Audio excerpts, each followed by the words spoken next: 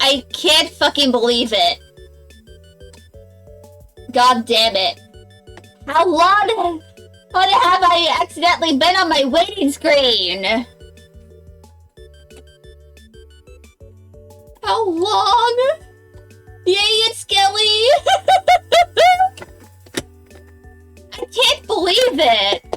I was on my waiting screen on accident. How long was I yapping for? You have been in these bits for 30 minutes?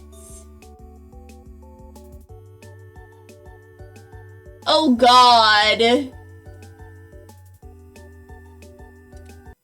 Are you saying that I forgot to put on my... I did... Oh my god.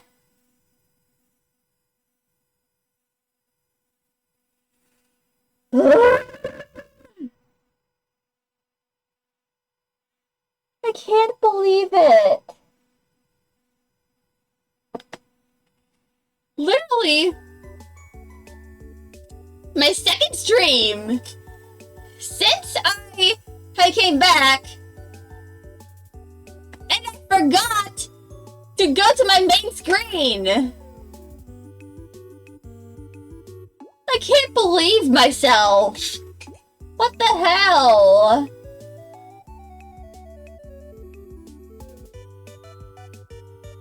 I can't believe it! How?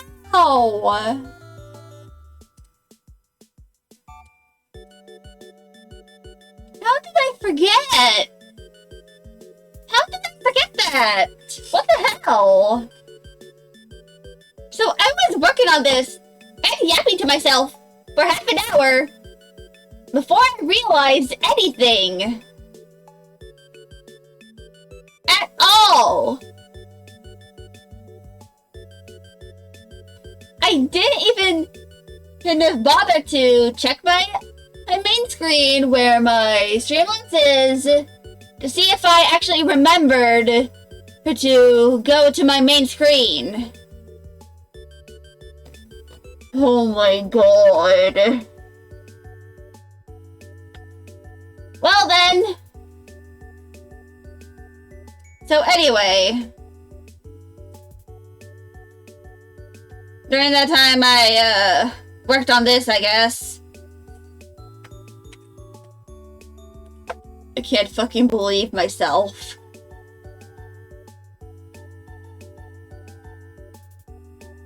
I literally was just yapping for 30 minutes to myself. And y'all heard none of it. Because I forgot to change from my waiting room to my main screen.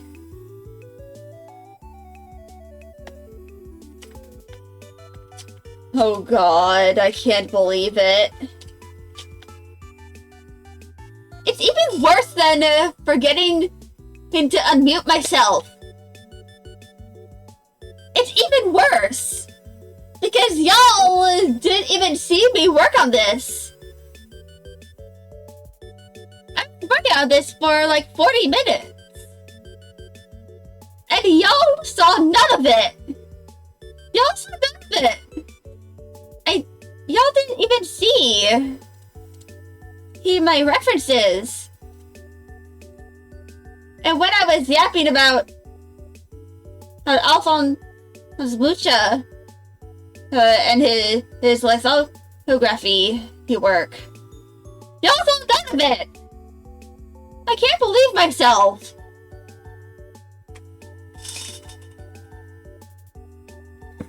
Dang it!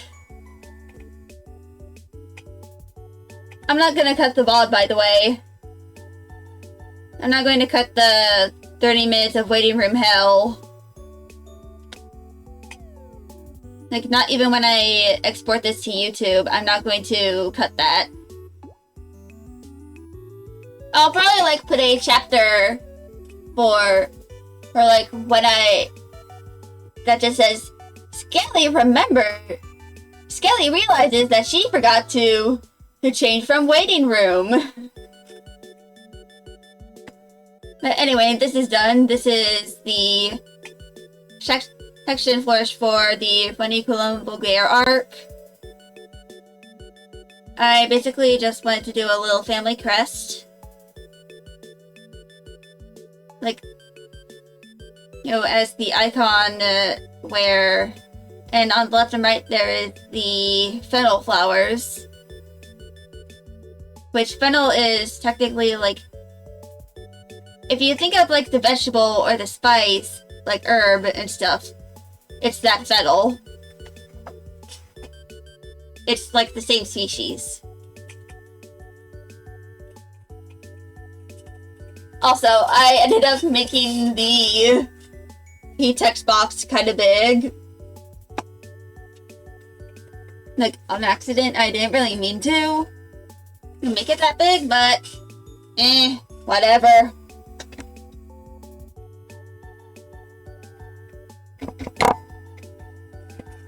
Also, last night, my uncle came by.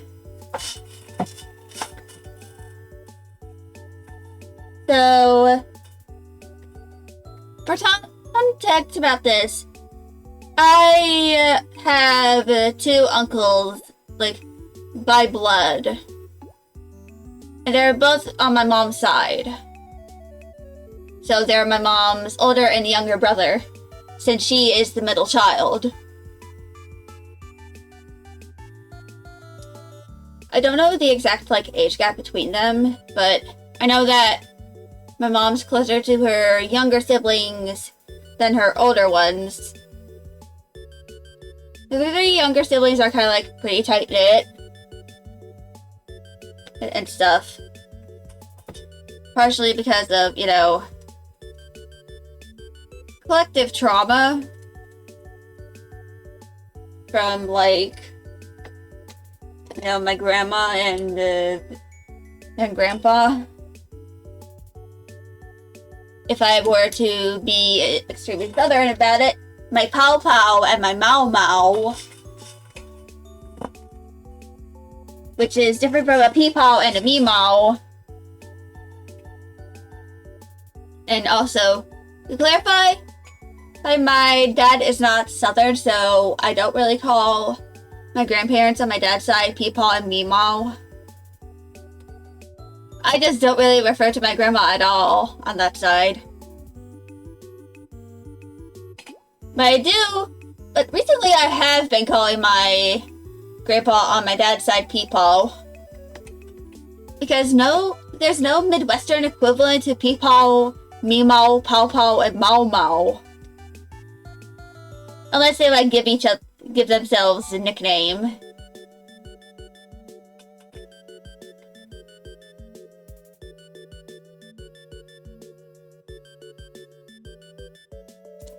But anyway,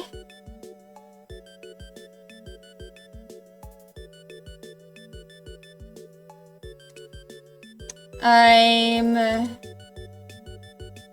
going to go to... Where are my stream assets? There they are. So, this is kind of like my idea for my 2.0 BRB screen. I am just petting chat. I even downloaded this low poly asset from the Clip Studio store. And just look at this little guy.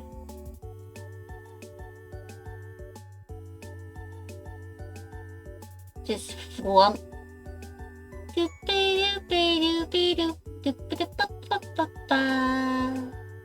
Oh god, what happened to his neck?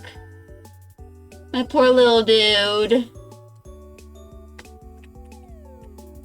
Let's get you back to where you were. And the ears can move too.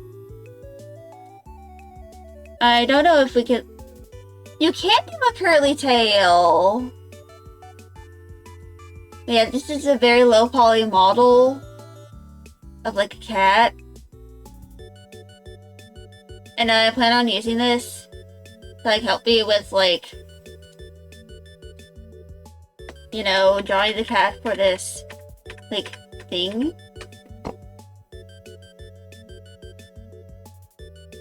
So now I'm going to work on the gesture.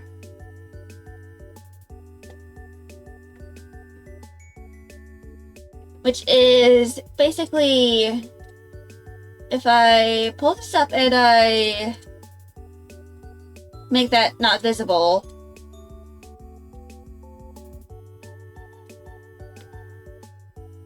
it's going to be a very central composition.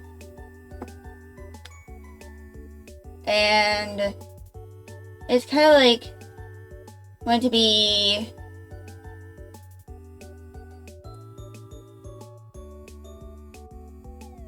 very like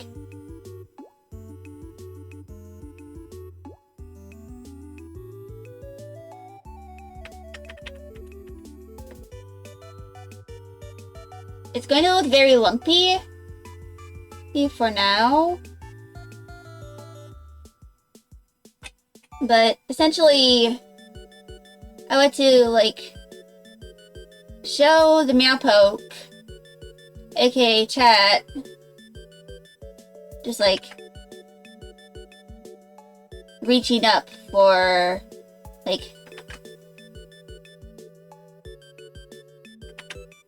you know, pets.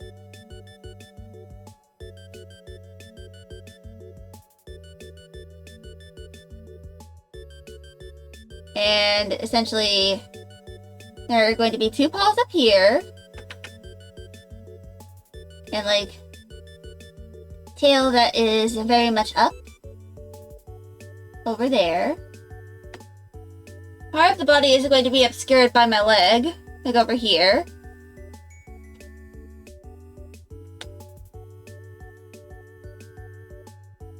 And I'm going to basically be crisscross applesauce.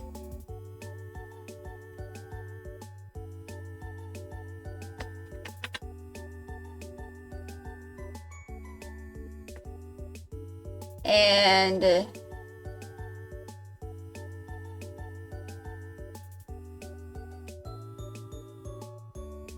essentially the main thing here is that this is just going to be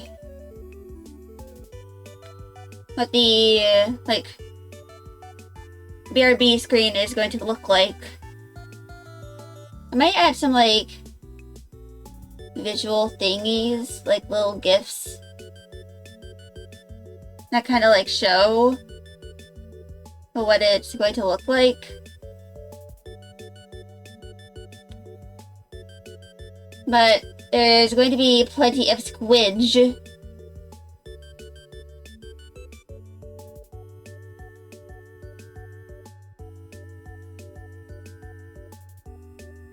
And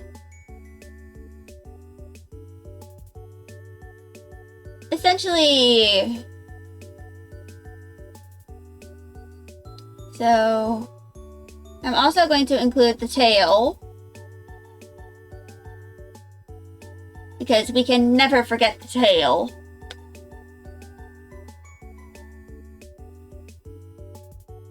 But essentially this is going to be a little sketch.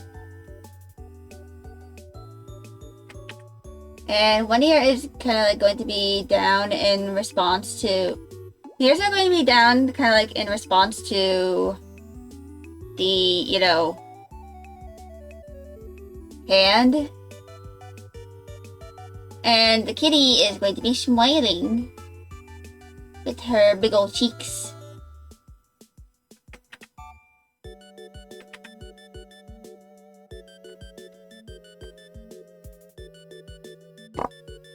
I don't know how to, like, do the whiskers, like, pulled forward here. But rest assured that I will figure out a way to do that.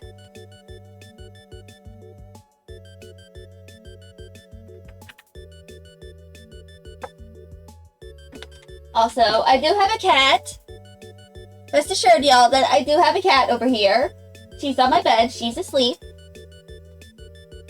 She's very comfy. If I wanted to, I'd get out the cat cam and show y'all, but she probably doesn't want to be interrupted from her nappies.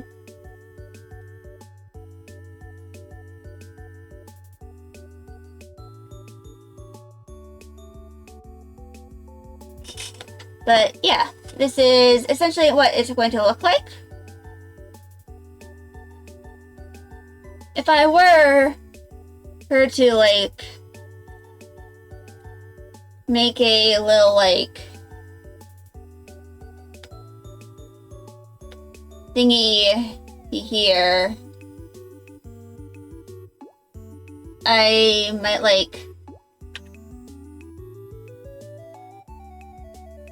you know, eventually animate this, or, like, pay someone big money to, like, make an animated version for me.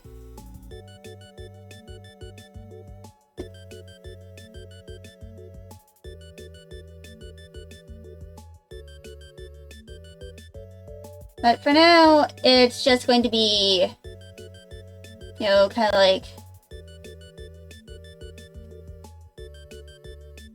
this little bit of jank.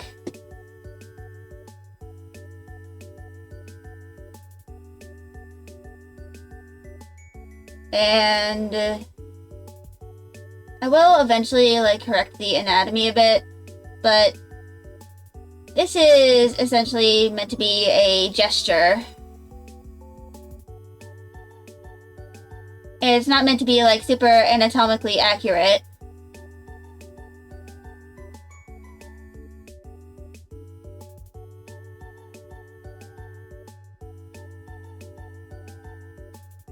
Of course, the Meowpoke is going to have a very curly tail.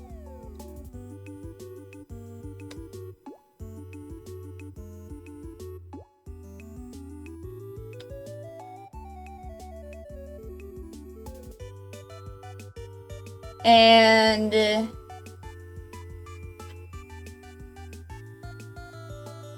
I'm kind of like just making this sketch and like a way so that I know, like, if I make this a little smaller on the canvas, I won't lose too many of the details. I should probably, like, get out the reference.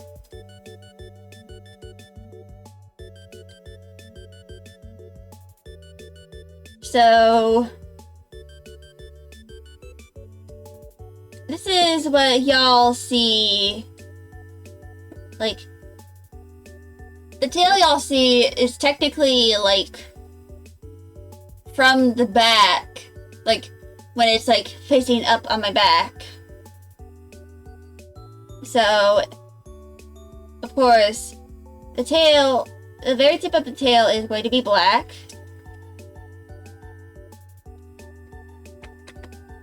And basically, so I think this would be correct. Squiggles and like little cross hatches.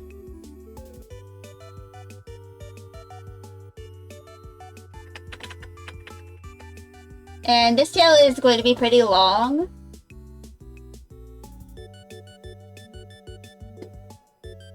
But yeah, I kind of like this. Ah, I forgot. This is on the wrong layer. this is meant to be on the gesture. But anyway, this is going to be what it kind of looks like. You know, just Skitty and Chat. And Chat receives plenty of affections.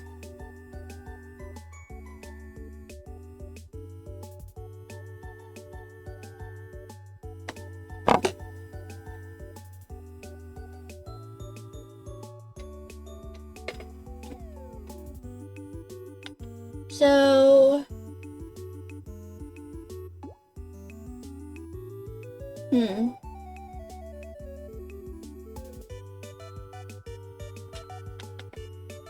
So, yeah, this is going to be the sketch. Like, probably like later today, I'll probably like make a little bit of work on like using the 3D models to like make the pose. I'll probably do like a little intermission beforehand as I like, you know, work on that.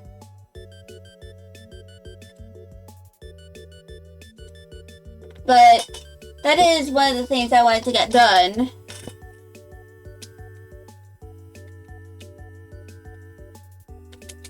So now I just have 3 things to do on my to-do list.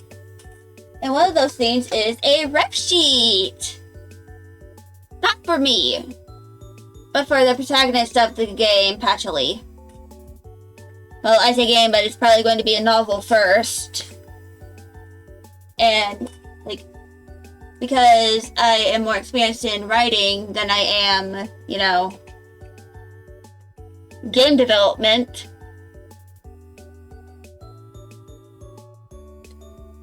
But I made a new, like,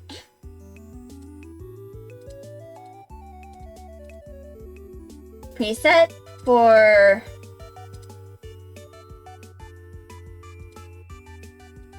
like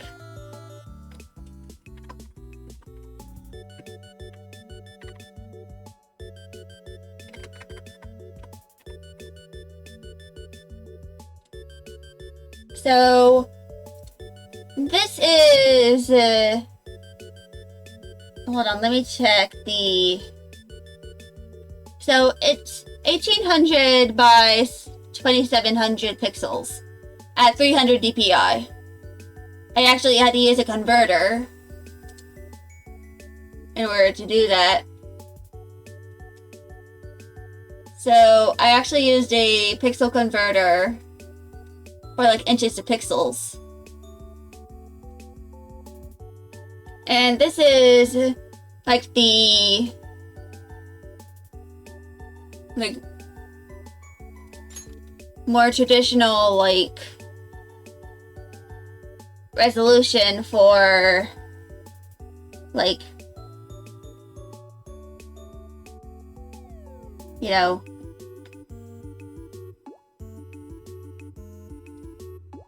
the resolution for book covers. I'm actually going to do this.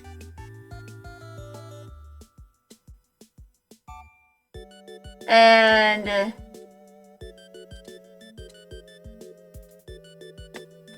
I'm going to make this smaller. And this is so that I have a good, like, point of reference for, like, when I, you know, make the, you know,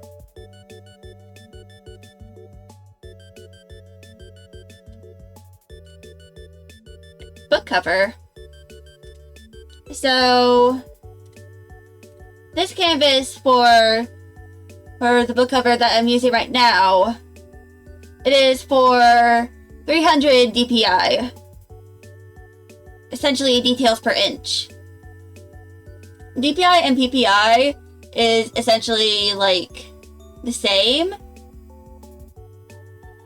It's just that PPI, from what I see, like my pixel converter, is essentially PPI is for digital design or web design, and DPI is for like printing. But they're essentially the same, you know, like regardless. But I'm going to make a new like canvas. I'm going to copy and paste this.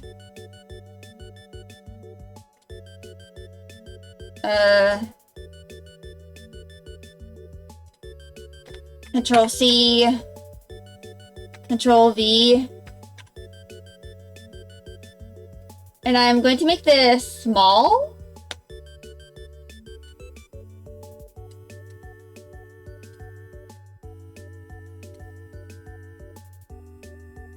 This is basically just a way for me to have like a, you know, way for me to, you know, have the dimensions for the, you know,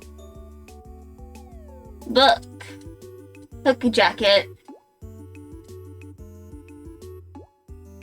you know, on already.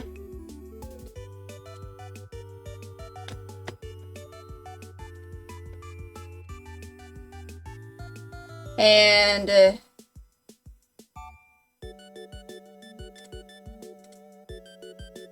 I'm going to use this as so that I know how to crop this.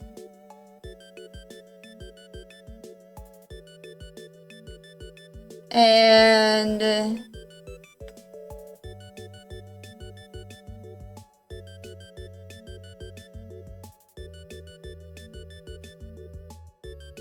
I'm going to delete that. Actually, you know what? I think I'm going to do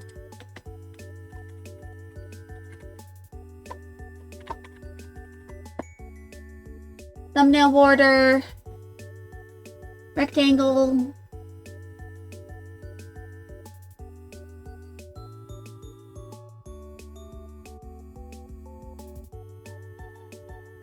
and I'm just going to do that.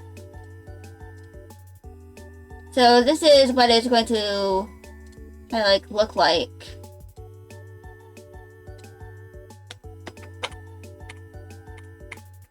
I'm going to distribute these evenly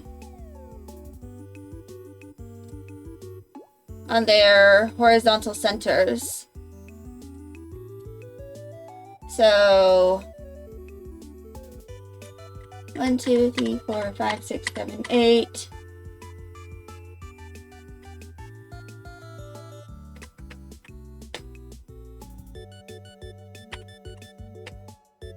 I'm going to do another copy and paste.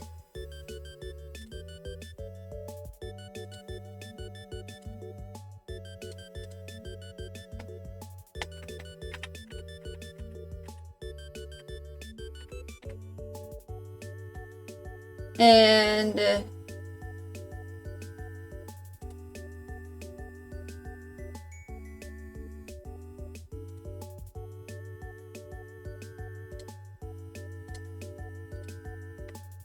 essentially, Oh, I see now.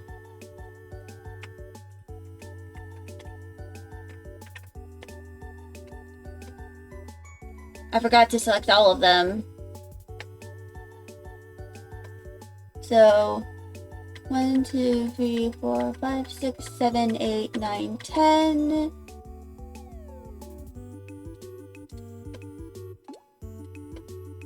One, 2, 3, 4, 5, 6, 7, 8, 9, 10. 1, 2, 3, 4, 5, 6, 7, 8, 9, 10. And 1, 2, 3, 4, 5, 6, 7, 8, 9, 10. Now I'm going to move these up here. I look a little more tired than usual. Well, that is because of the eye bags on my model. Or you mean since last time you saw me? Well, the main thing is that there's just been scuff. Just so much scuff. That happened yesterday. Because I had to basically restart my whole computer before, like after my stream ended. Because I just couldn't even see my cursor. So I'm going to add another folder to the Patchley's Revenge folder. So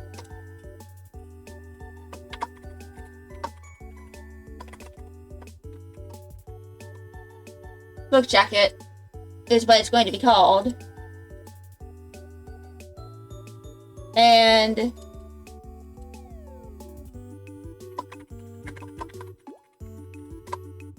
oh, and a tall. Yeah. Oh, tail. Yeah. There actually was a tail on my previous model. It's just, it was down instead of up.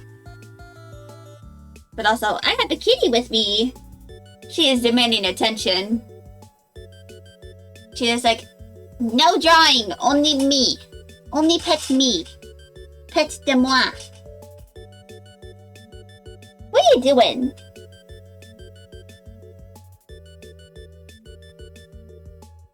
She's so lovely.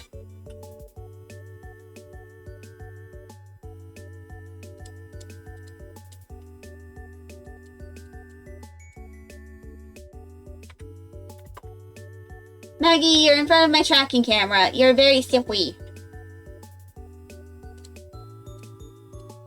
So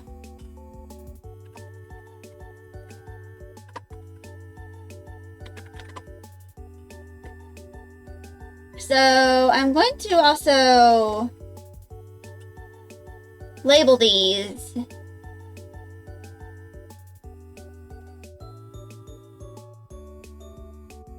From A to E. And that is so that I know which one I'm working on. And I'm also going to just be naming these A through E.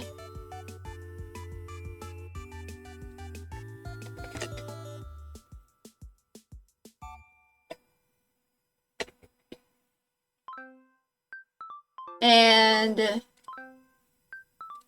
I'm going to go gather my references as my kitty over here decides to just go onto my lap. Mags! I can't even see chat at this point. What am I gonna draw? I'm going to be drawing a book cover.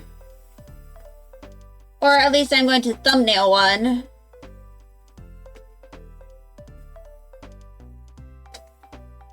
Your butt is on my arm right now, Magda. You're very silly. But yeah. You remember that I'm writing a book? Yeah.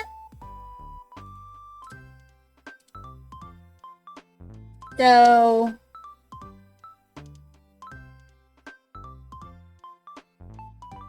I only have two of these illustrations.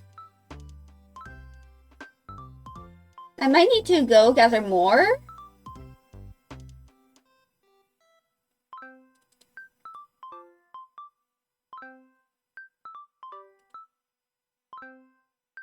But I'm also going to grab my little concept thingy for Patchouli over here. And like some of the other drawings I've made of her.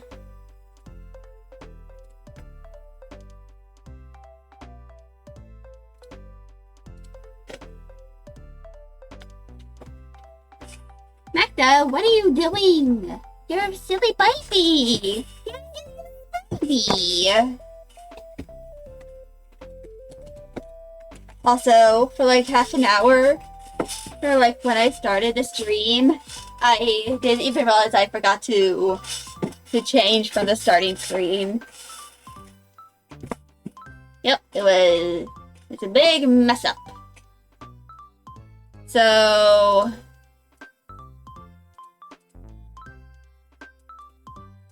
one of the big things I wanted to include in this,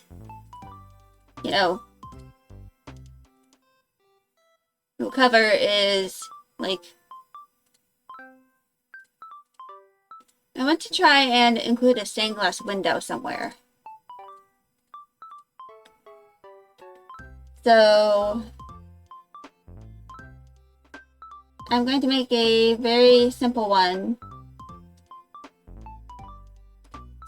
Go over here.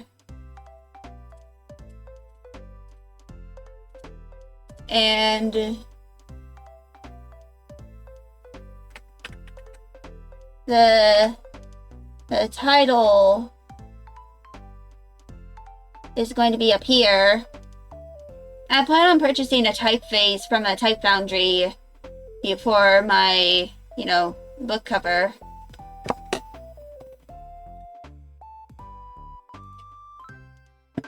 And,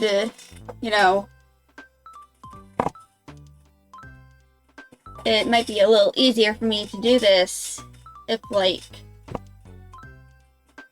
I purchase one.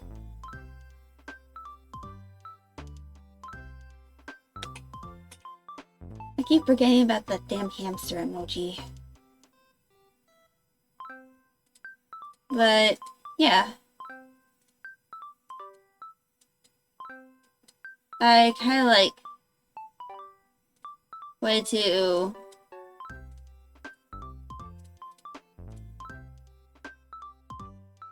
I'm going to kind of like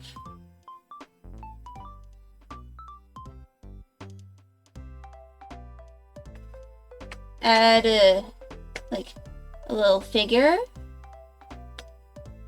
Hi, Mags. This is going to be Patchouli. If my cat will let me see my screen. You're very silly, you know that?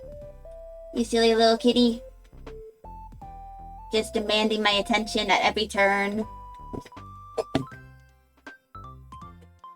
are you doing?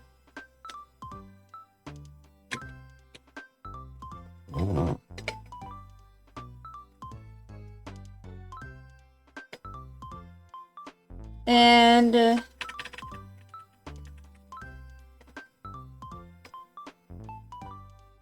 I'd like to mention that these are not going to be perfect.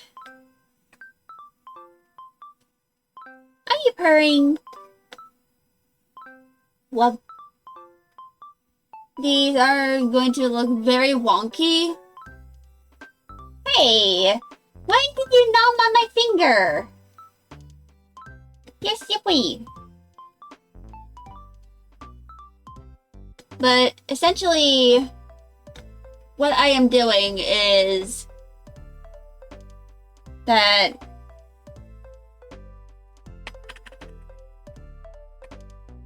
I am going to be making these like rudimentary concepts. So for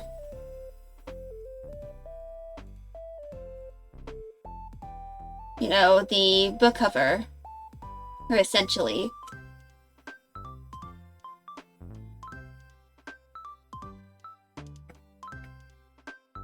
I am probably going to be experimenting a lot with like poses and stuff in here. Magda.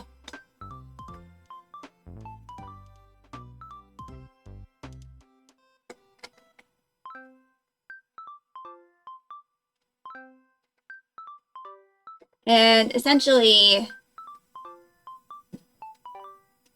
the big thing is that I want to try and experiment with my style a bit for the cover. Because when I, you know,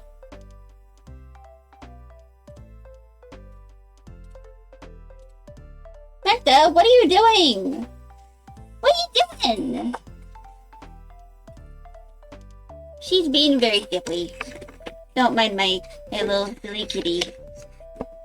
But when I want to kind of like emulate what I saw, you know, when I first saw this in my textbook. I want to emulate the fascination I had and just have people think, wow, this is a really pretty book cover. I wonder what the book is about. What the book's about. Because even though you know, there is a common saying known as don't judge a book by its cover. The cover of a book is kind of like what, you know, helps people, like, you know, see what the story is about. The cover of a book can show a potential reader or what the story is. Of course, there are plenty of you know,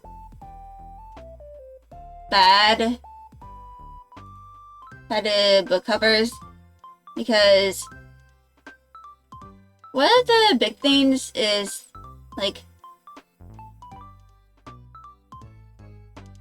especially when it comes to certain genres, a lot of people just choose Photoshop.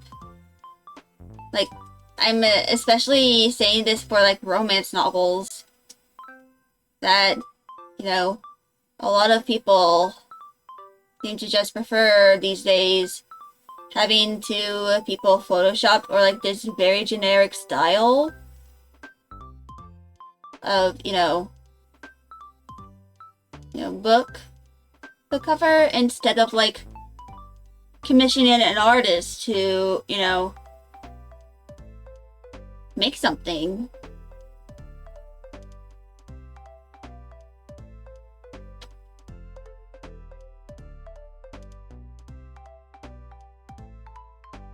And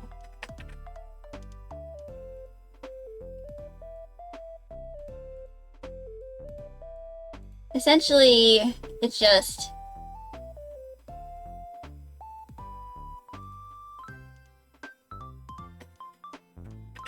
I made the hand wrong, whoop-de-doo.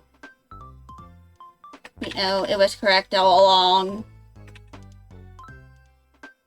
But essentially, I don't want to go the route of just commissioning someone to just Photoshop some flowers onto a cover and call it a day. I am an artist. I want to kind of like make my own cover for, you know, a story that I am making, because if this is going to be a light novel with illustrations, I might as well just, you know, make the cover as well.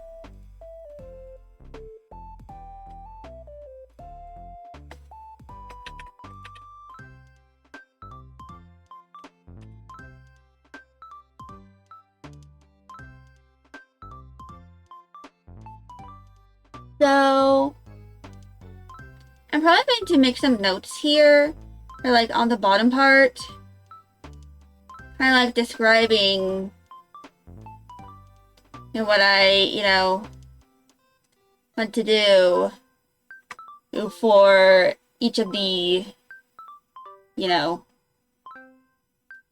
for like what I want to do for the cover. So,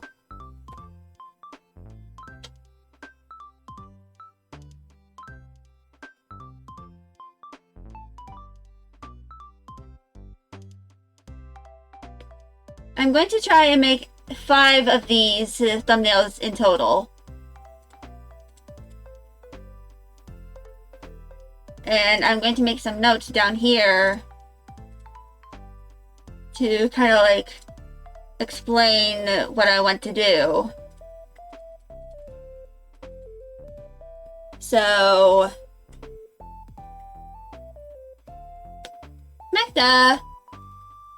Maggie, what are you doing? So, just butter sippies. And I'm taking off my smudge glove to type this.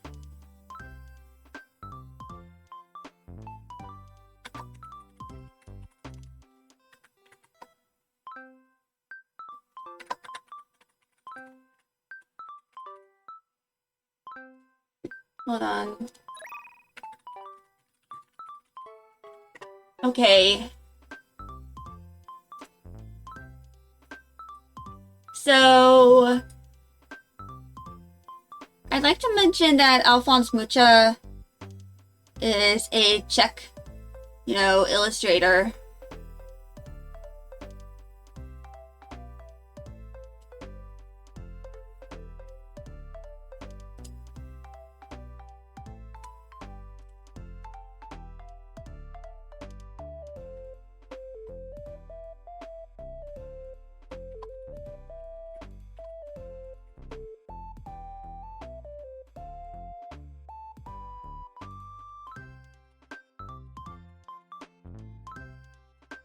And rename that file. I don't know if I can really show it on Twitch though, so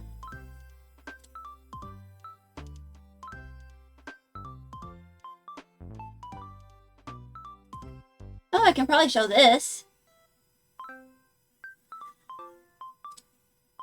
Oh. Magda desires to leave the room. Okay now, girl. You wanna go? Alright. There we go.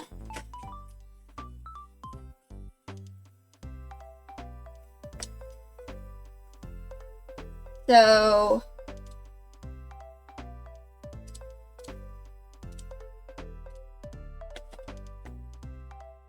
I have these in my references. I'm going to show this one, but essentially it kind of like has this somewhat thick outline and for like some of the stuff, and it's like very detailed.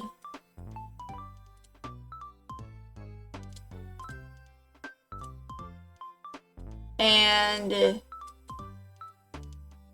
essentially the one thing I kind of wanted to do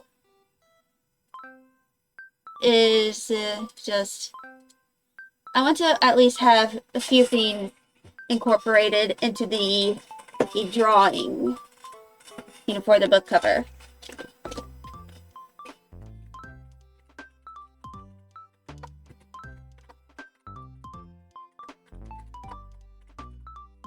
I'm going to change the alignment of this to left,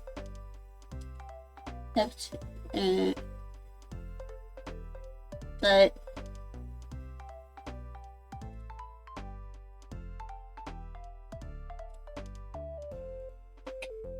I'm going to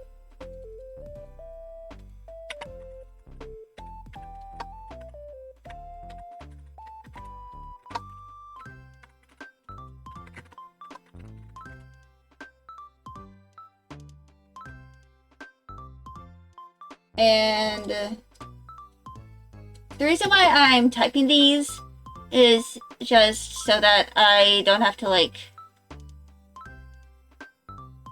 just hurriedly write everything down, but like I can like write it down on like a sticky note or something, and then I can, you know, type it down in this.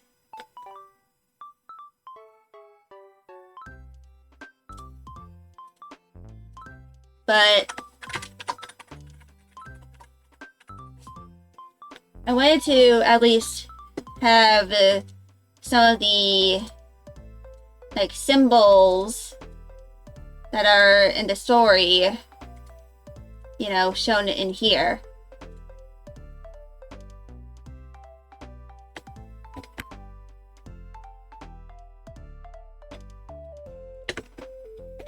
And something I want to mention for this is that I'm not going to go with my usual shading style where I like have the shading be, you know, a slightly darker, more saturated version of the base color.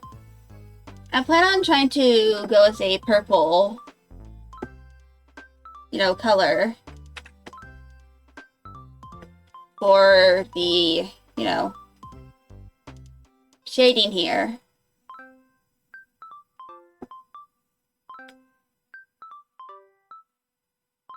And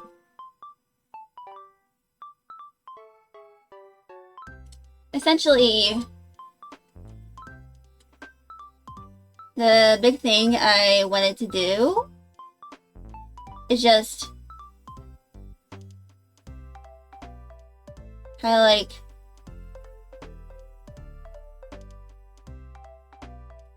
you know, show something more stylistic. I know that eventually I have to make some 3D assets for this. That and probably like, you know, some other stuff too. I might like add some ribbon into this to like represent blood without having to show blood. But overall, I want to try and be, and like, essentially I want to try and challenge my style.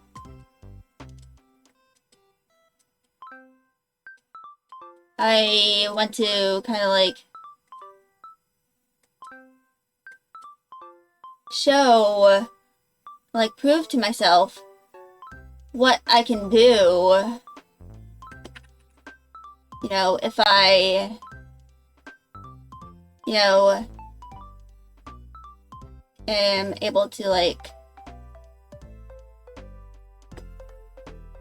have the resources to like make something.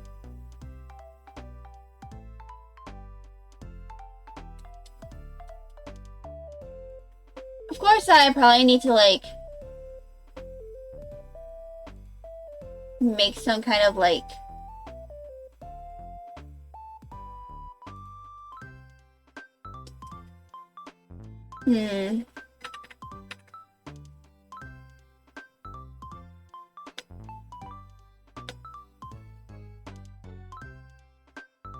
essentially what I want to do is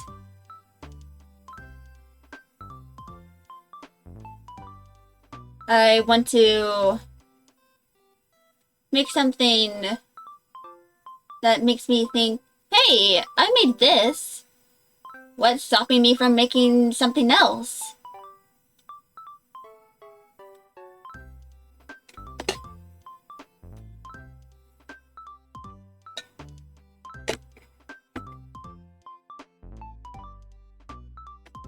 Essentially, it's a way to challenge myself. I want to challenge myself to make something that, you know, I usually wouldn't do.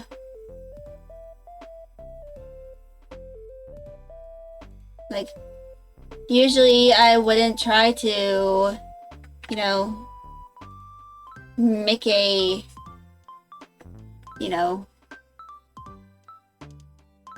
usually I wouldn't try to make a, you know, a book jacket as like a design.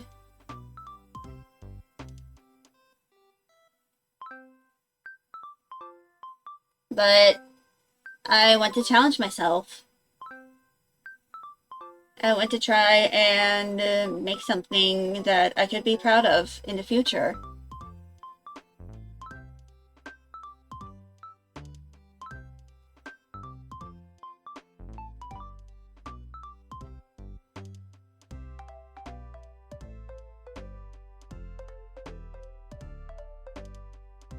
And one of the things I can do that is like to try and challenge myself.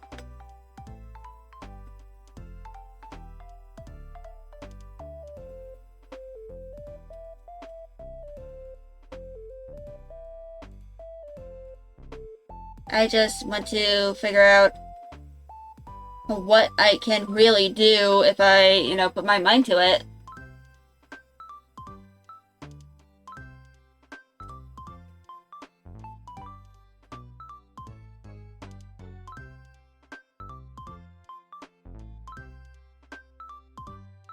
Also,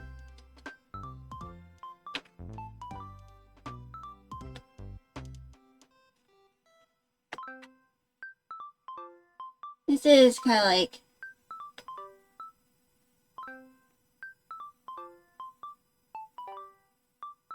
you know, just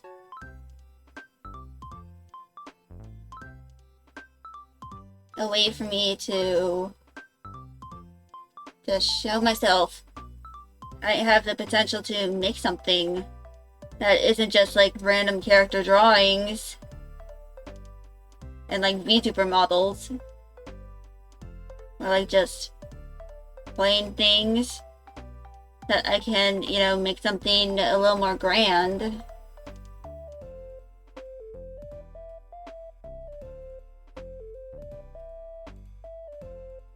Of course, there are some assets that I might need to make for myself before I like really design this. It's very likely that I'm not going to touch the thumbnails and make like a proper sketch for several years. Just until I'm able to publish the story. And the main thing I want to mention is that my plan is to publish this for free. I want y'all to read the story. And right now, it's very hard to like, you know, do some of this stuff because the publishing industry is like very harsh. Like, even though they want, you know, more diverse stories, they won't publish them.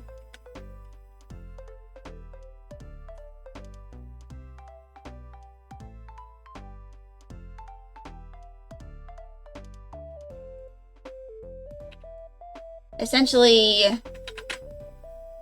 it's just easier to self-publish something than it is to go try and find a traditional publisher, hire an agent, sending your manuscript to hundreds of people just to have them not be read or just sent back.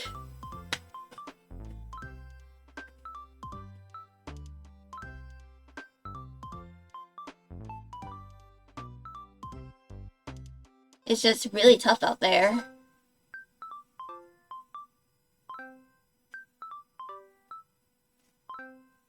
You know, as a person who wants my stories to be read and acknowledged,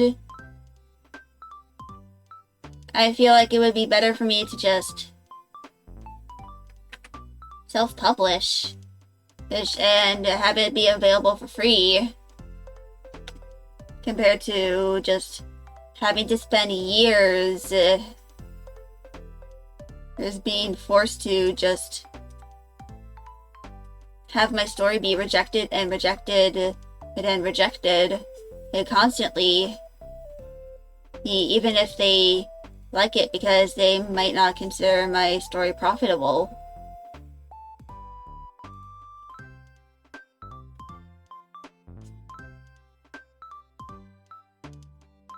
It's just easier for me to, you know,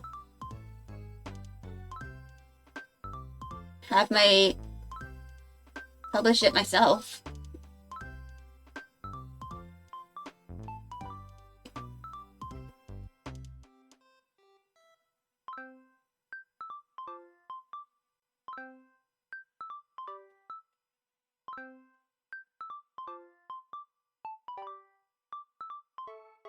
Also, I might do an intermission in a short bit, because, you know,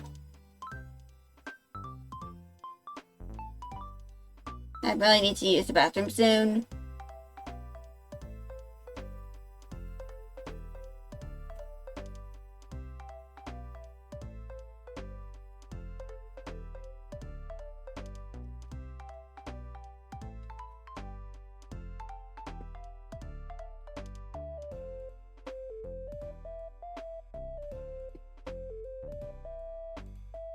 But, yes.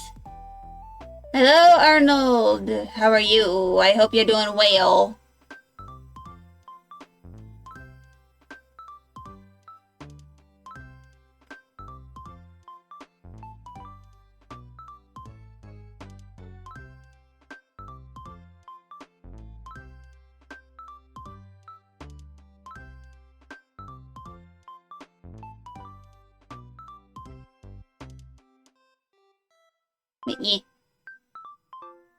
It's kind of like I'd rather publish this myself and make it for free for everybody, because it makes it easier for people to, you know, find my story, compared to, like, you know, the countless hours and hours that would be, you know, trying to find a publisher. Like, I'm pretty sure it's going to take until I'm 30 for me to get this published, you know, as a proper or physical story and book.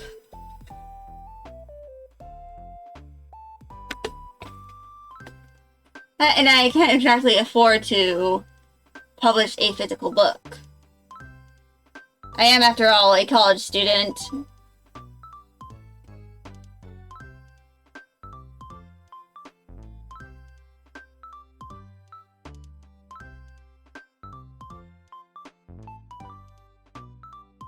So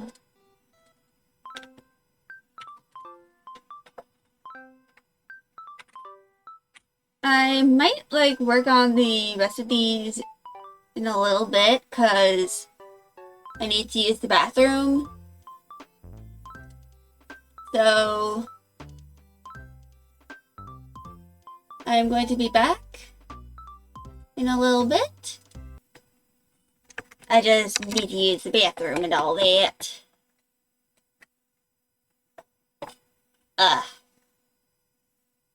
I see now. My stream deck is being wonky.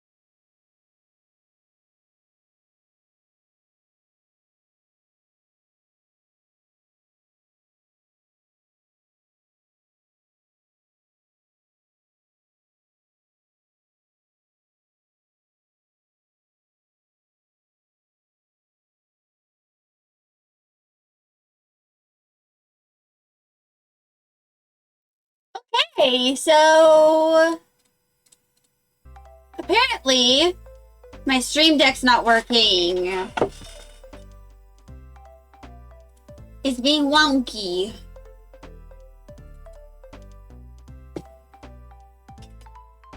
So, hold on. Yep, it's not working. At all. I'll have to do this manually. But anyway, now that I am back, I'm gonna continue doing more drawing.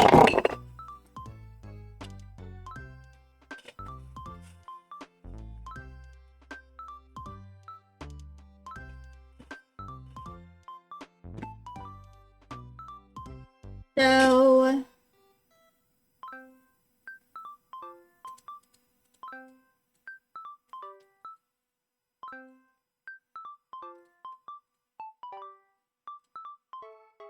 basically, I'm going to kind of like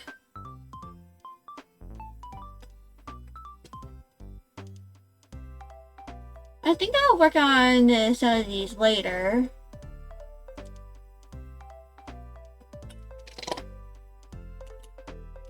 And toss that out. I'll work on the other 3 later. But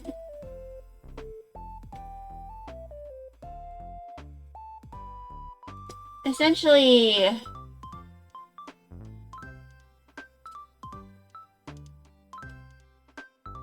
so I'm not sure if I want to do this or if I want to work on some like outfits for one of the OCs.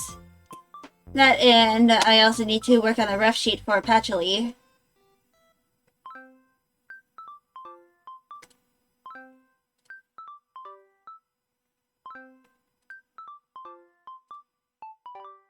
So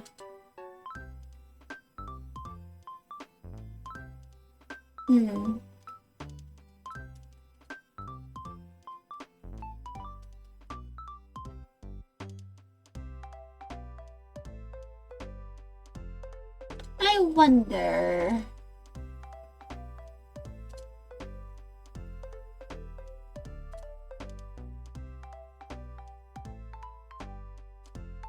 So right now this is my redesign for Fennel. It's relatively simple.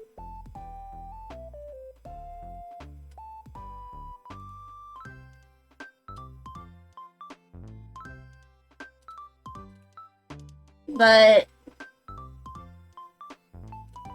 I'm not sure. I'm kind of at a loss of what to do.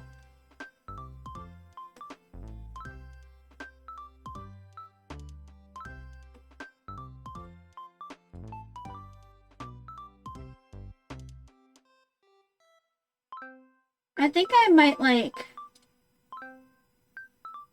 So something I plan on doing is...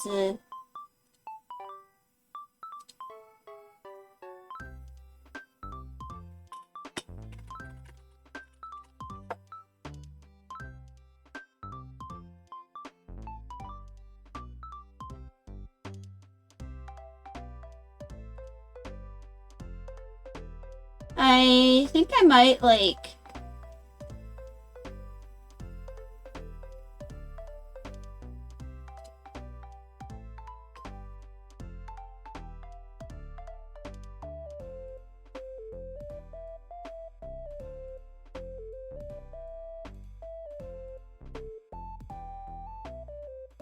I feel like I might just work on a reference sheet for Patchouli.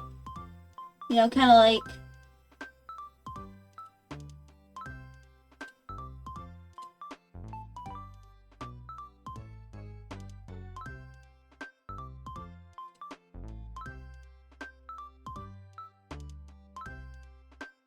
So...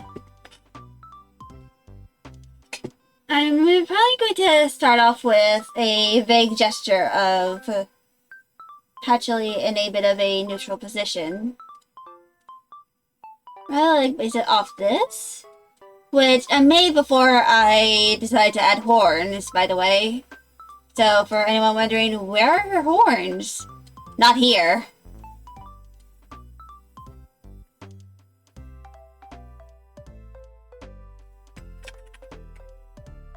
But my main thing is that I'm going to make this pose as neutral as possible.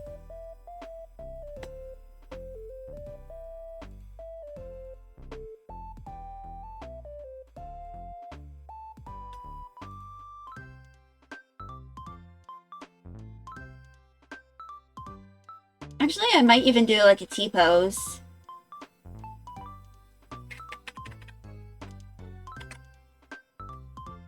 So like, or like an A-pose.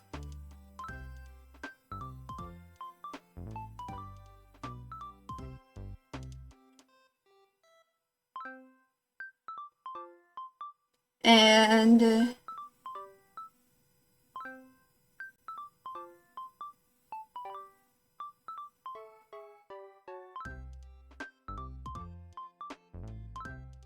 essentially what I'm kind of like doing is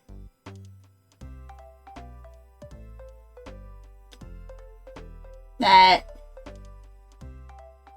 I am just making a kind of like a default pose.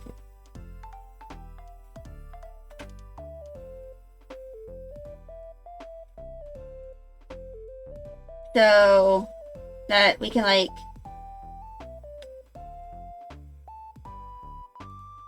see a good chunk of Patchouli.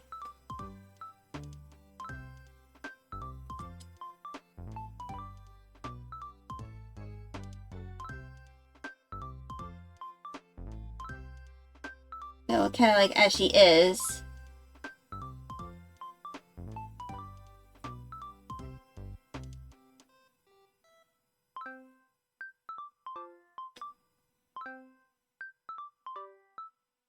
And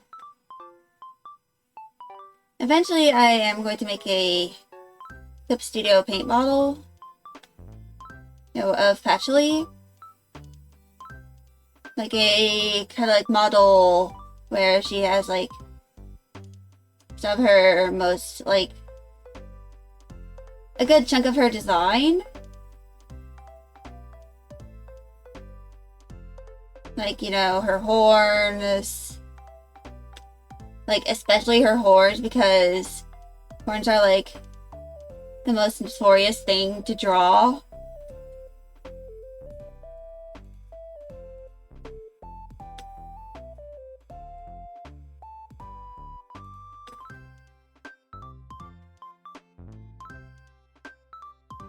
But, yeah.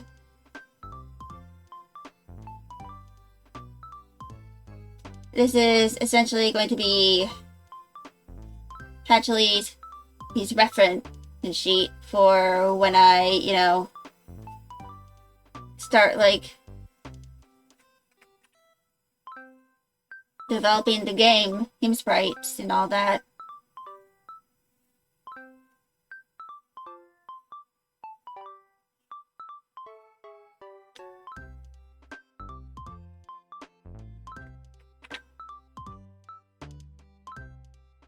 And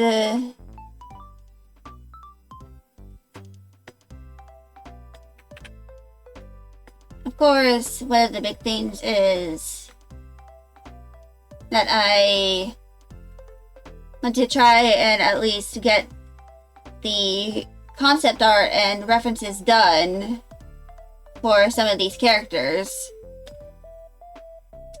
And some of these are going to be kind of like expanded into, you know,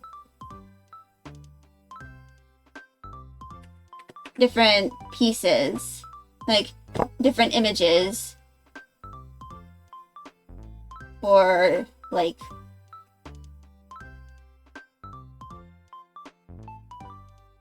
as an example, Patchly's main reference image is going to be this.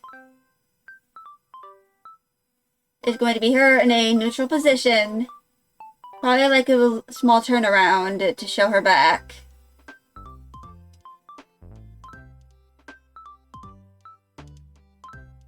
Hello, Somia. How are you? I see you jiggling. Indeed. And of course, there's going to be a reference with her hair down. Because why not?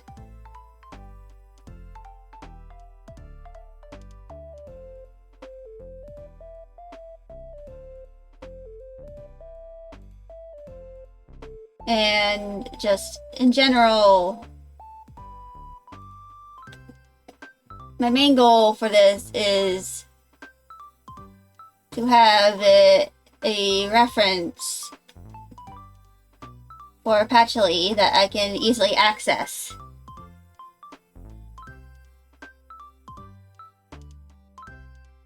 That, you know, shows her outfit or outfits, depending on what I'm doing.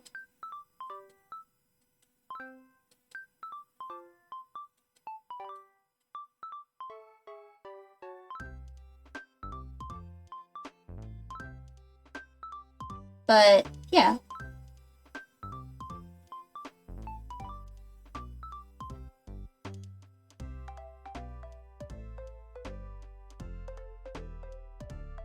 This is essentially what I'm going to be doing for a while.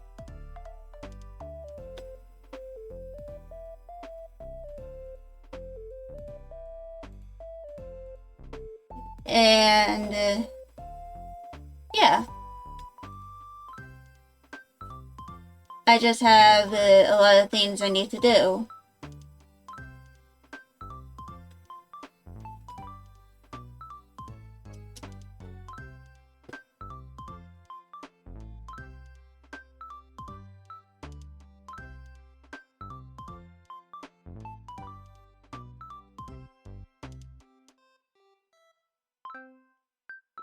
And I might need to like make a different reference too, which shows all her eyes and stuff. And if I open this up, one way y'all can see is most of her eye symbols is, you know, this image, the holy, the outfit, which I plan on eventually revising. And this pose is a little wonky. So I'm probably going to revise this whole entire thing.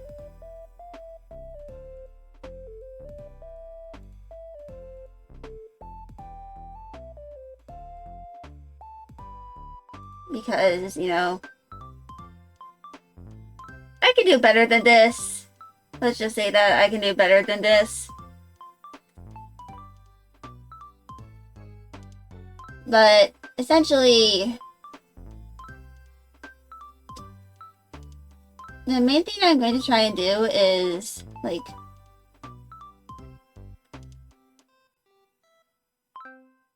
I plan on having, like, the main reference here. And have a small turnaround showing her from 3/4 and from behind. Of course, I'm going to have to make a 3D asset and learn how to 3D model in order to kind of like do that.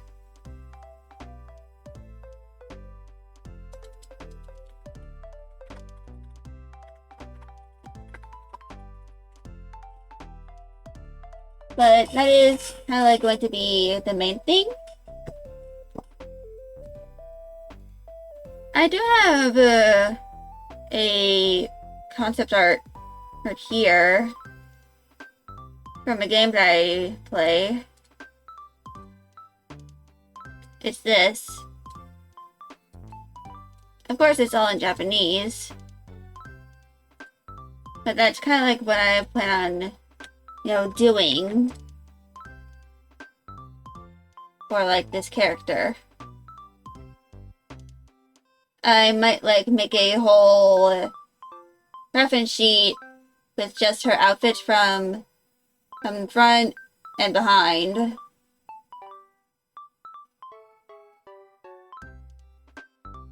And one of the big things I plan on doing is, of course, the eye.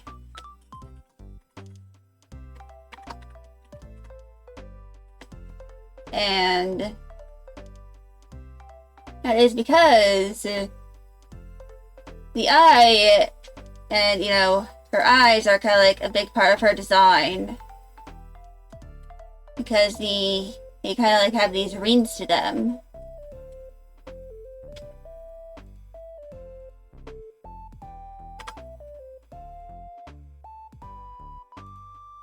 She kind of like has these almond-shaped eyes.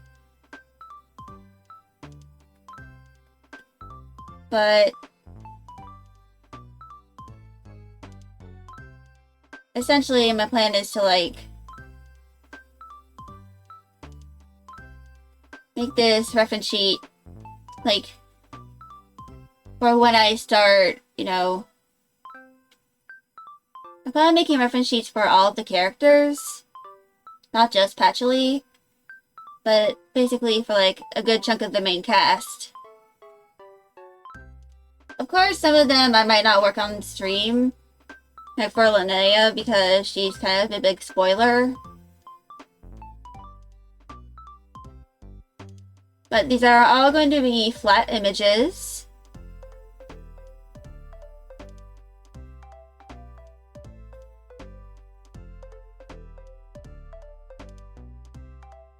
And yeah. This is what her eye looks like. I'm not going to really render it at all. I might like just do one completely rendered image. And it's probably going to be the front facing.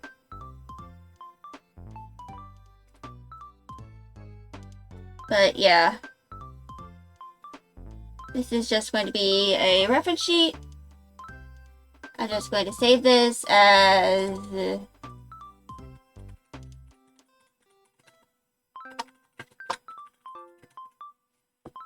ref sheet 1 because I plan on her having a few more. I don't want to like just completely cover this in a bunch of images.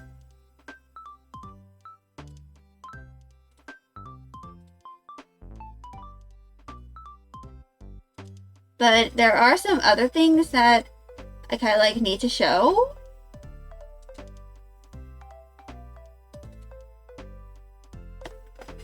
One of them is, of course, her marking on her forehead.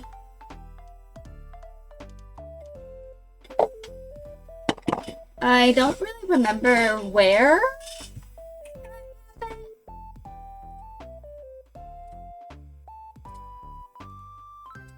But I have this expression sheet.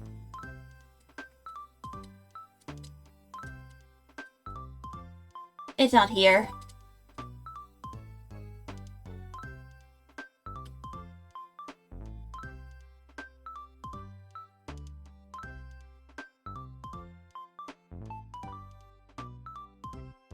Where is it? Is it here?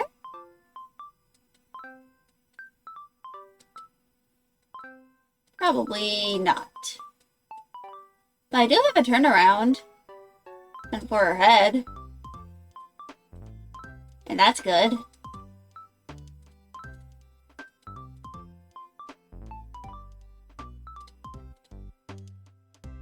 There we go.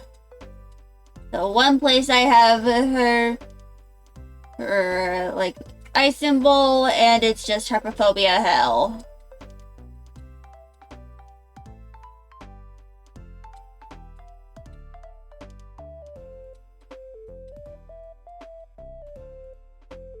Oh well.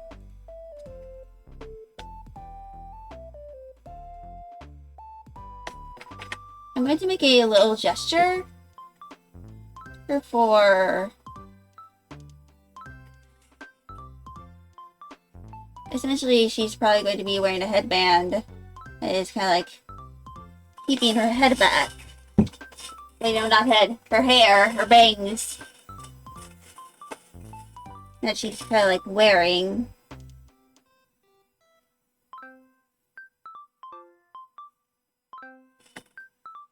But it's kind of like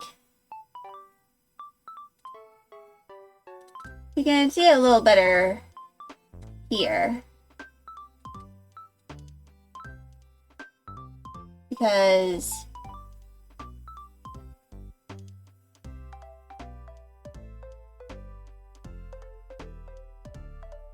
I might make like a little image of this so that I don't have to constantly redraw it over and over again. I'm gonna make it a little smaller too.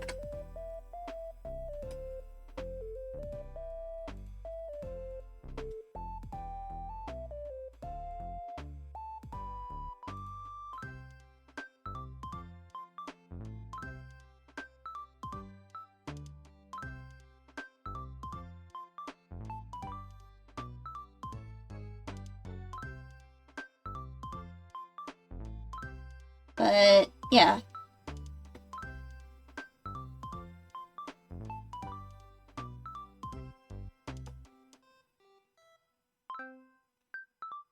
This is what her, like, forehead symbol looks like. It will eventually show up in the story here, but right now, in the current part where I am writing, it's not really going to show up.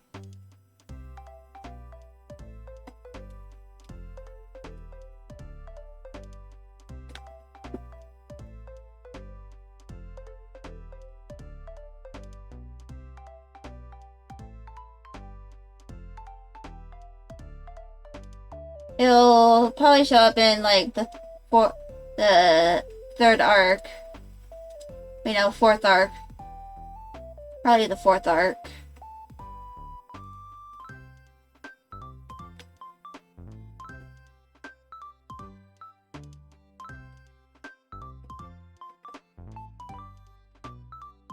But yeah.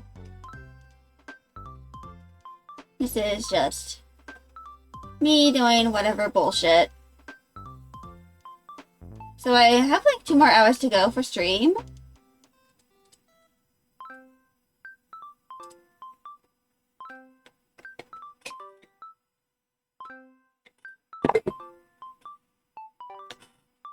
So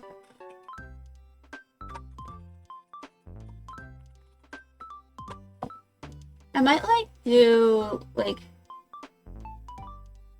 once I upgrade to 4.0, I'll include Studio Paint. One of the things I plan on doing is, you know, having a model with some of Hatchley's like eyes and her forehead symbol on it. And, you know, her horn placement, if not the horns altogether. I might like make a 3D model in like VRoid Studio first.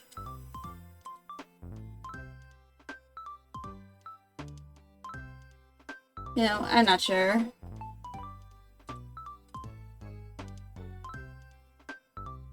But yeah. That's kind of like what I might do for some of this. But for now, I'm going to save.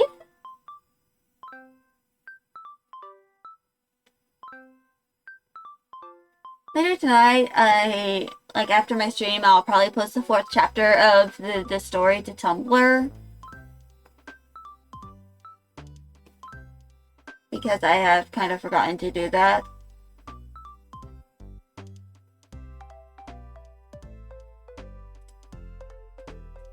Isn't that like, it's the eye down here?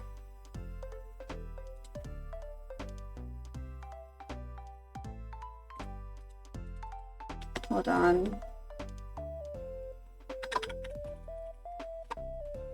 So here is going to be, you know, the turnaround. Like over here is going to be like some expressions and stuff. And like some of the other like references and stuff. And this is going to be like some of like the other stuff. Like miscellaneous. Like probably like Hatchley's name and stuff. But this main section is going to be the turnaround sheet. I might change the dimensions of this document too, so that it's, you know, larger.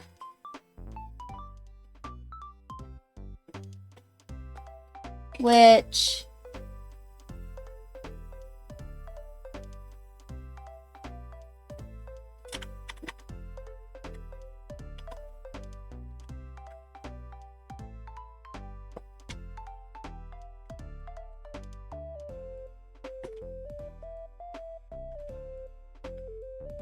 I can do that.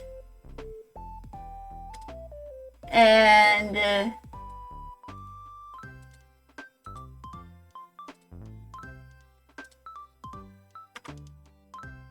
I can make this bigger.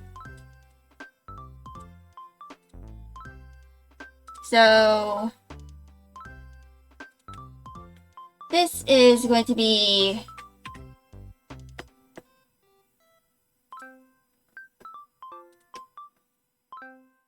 this section here is going to be the turnaround. So from front, the side, maybe 3/4, there's as well, and then the back. And for the back, I might make her braid transparent or like translucent so that people can see some of the details. But yeah. I might need to develop a 3D model asset for Patchouli.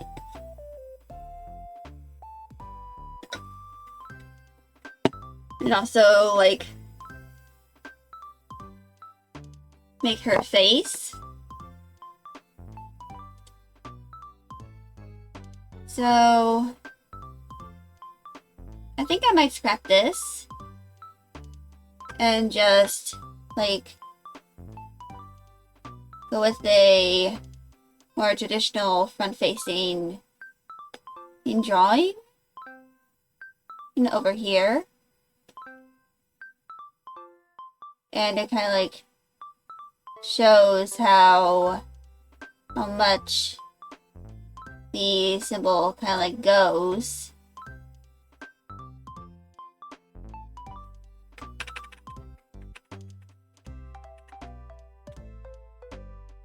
And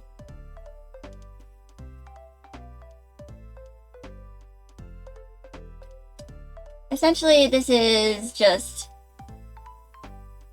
going to show like her horns maybe.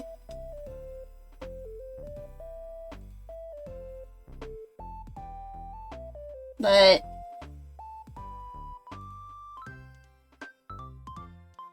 I know it looks a little wonky, but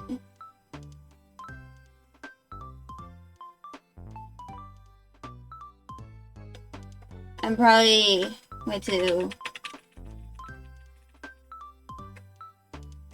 Like have it up here.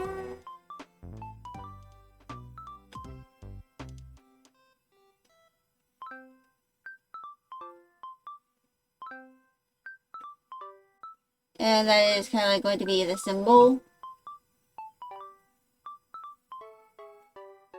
Of course, it's going to show a bit through her eyebrows. I don't know how I'll like be able to mesh it with the eyebrows.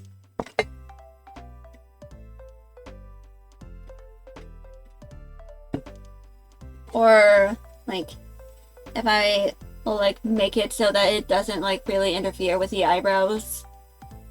Or like it just ends before the eyebrows begin. But I'm not fully sure.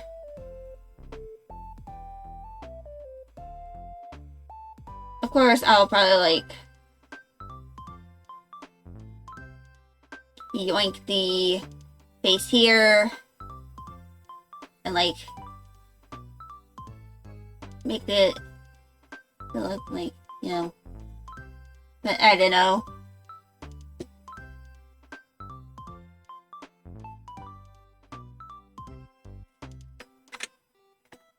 But that's at least a start to the rough sheet over here. I'll make sure I can do the turnaround. And then do like some of the other things. But I don't know. I have no experience with making reference sheets. Like professional style reference sheets. I did make one for my class. Back when I took animation a few years ago. Like, I think it's been 2 years since then. But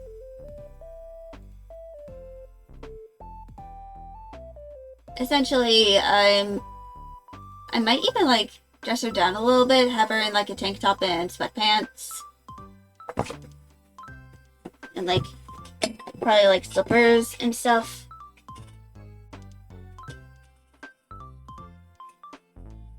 You know, for the sake of the reference. And like probably like have her back here somewhere.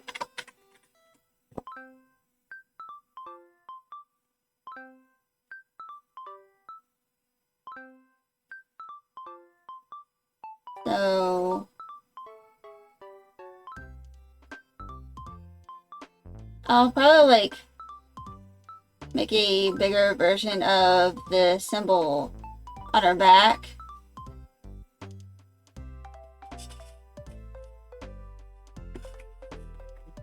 But I think I might try to finally learn Blender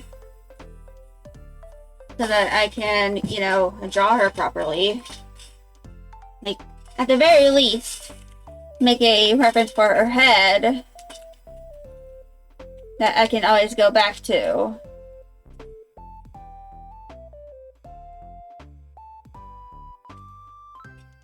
Because, you know, I kind of struggle a little bit with this.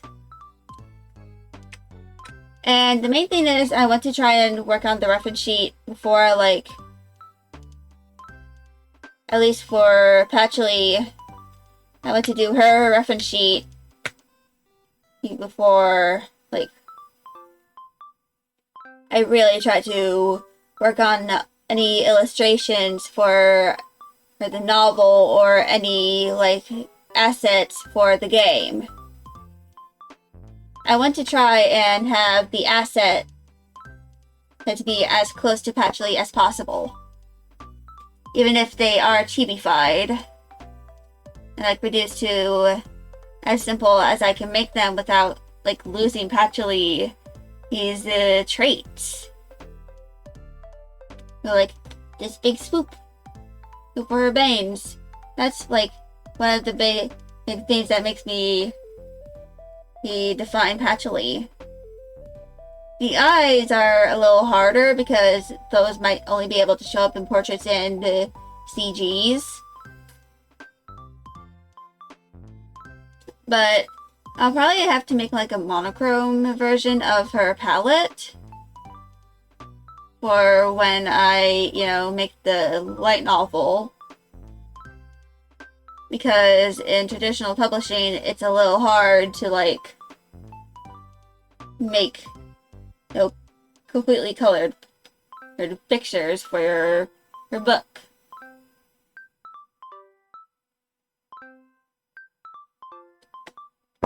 But yeah.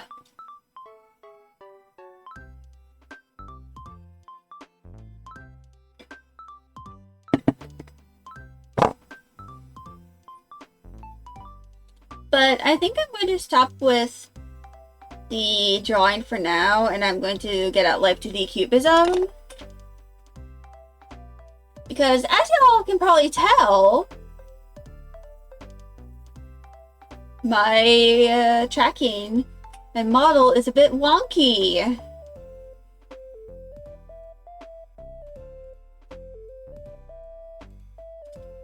I need to fix that.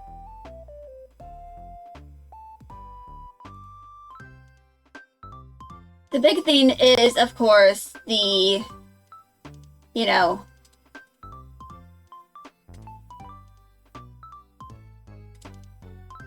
drawing arm.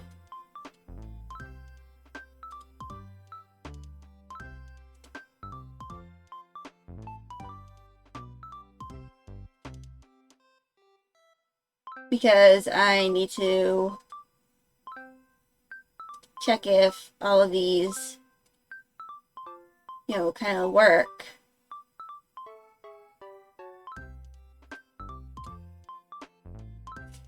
So I'm going to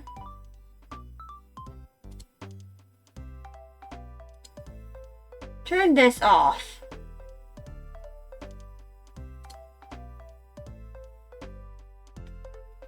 And along with that,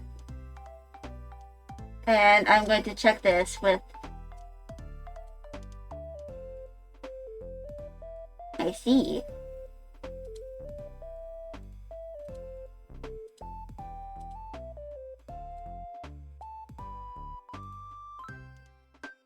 So I think I just need to move this.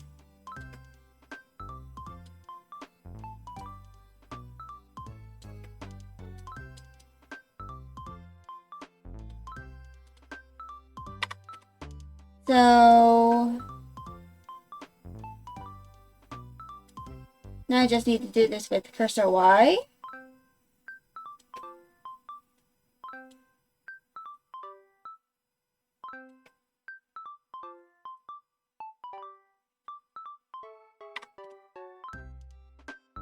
Then I gotta check this with, I think I'm going to move this up.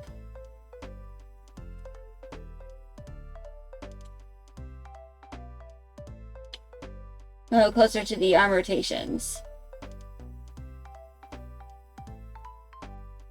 Also,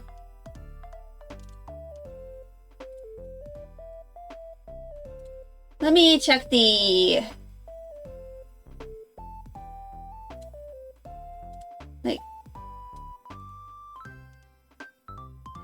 okay, it is a little off.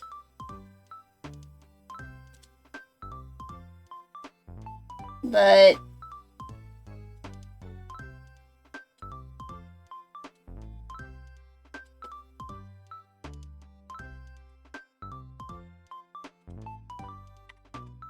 I'm just going to work on this.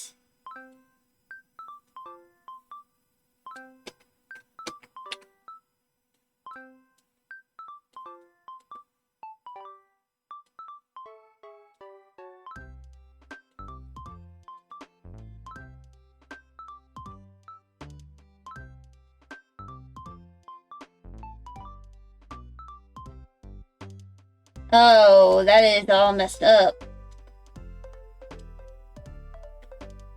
Now let me check this with the other parameters.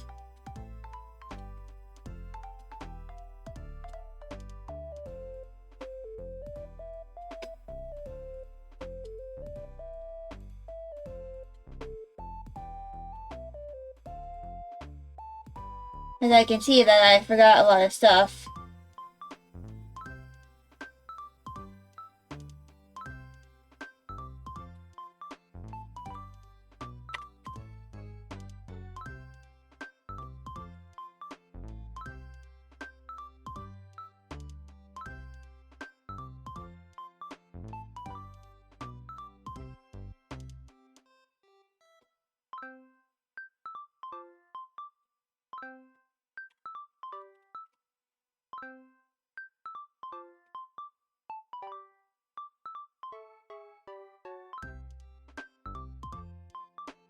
There we go.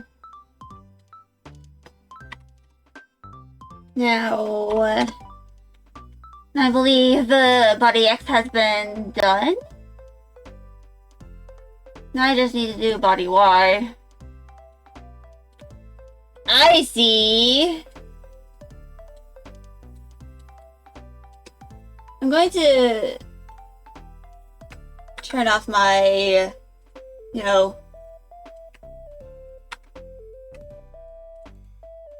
Oh. I'm going to turn off my drawing toggle for now, as it is obviously very broken.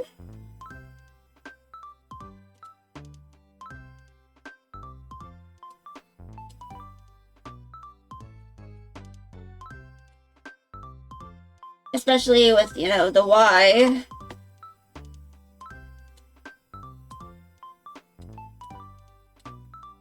In hindsight, I probably should have, checked this. Before I, did my re-debut.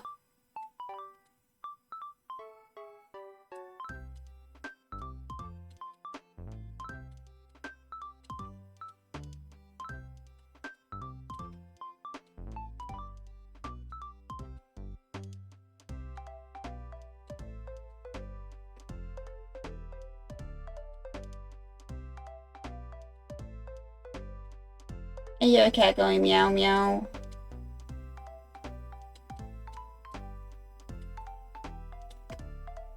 I probably should check this with the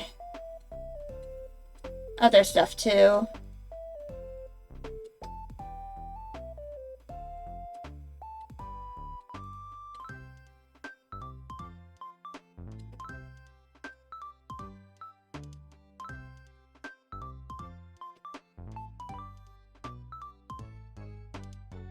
Well, at least now that,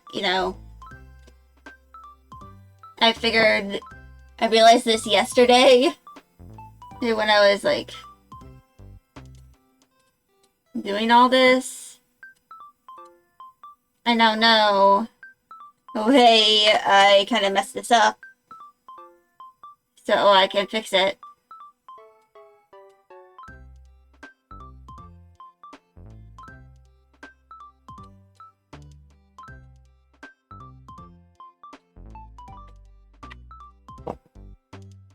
So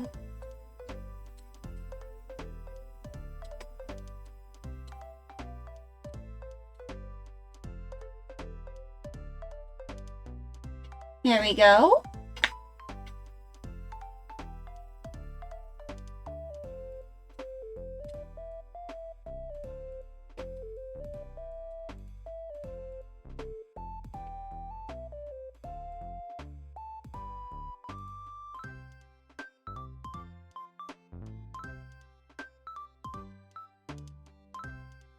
Hold on.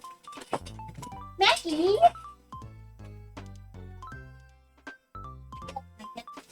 Hi! She was crying to get into my room. That silly little girl.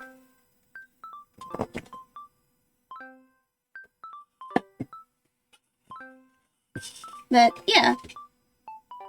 I think this is relatively fixed.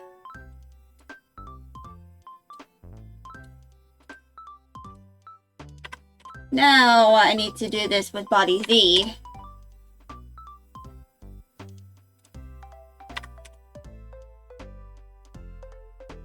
So... Hi, girly!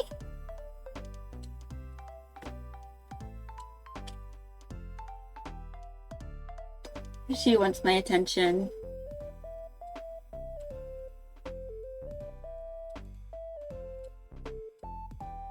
Okay, so Body Z appears to be okay.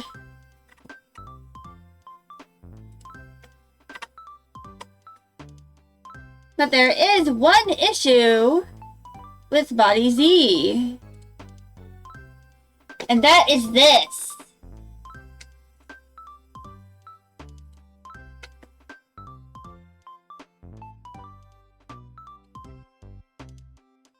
I forgot to do this.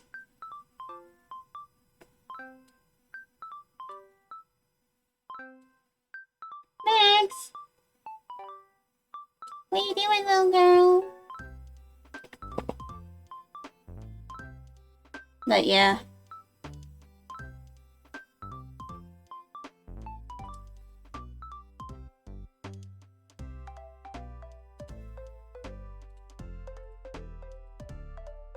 So...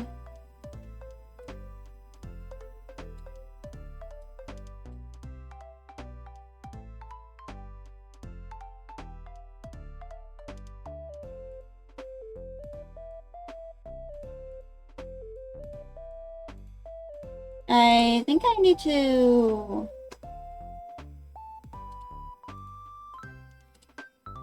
add this.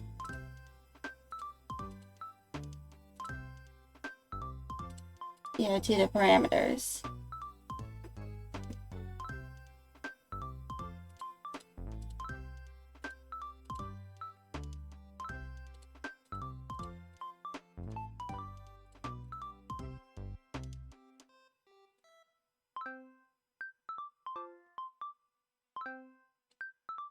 I'm going to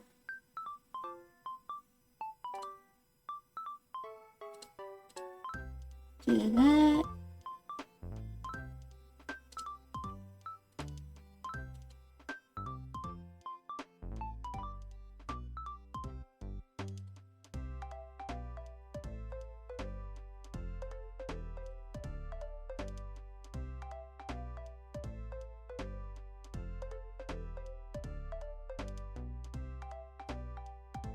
Alright, here we go.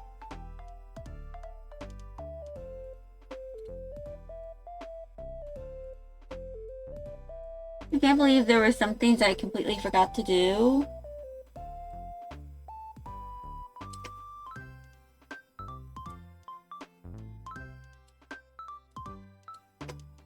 Like, at all.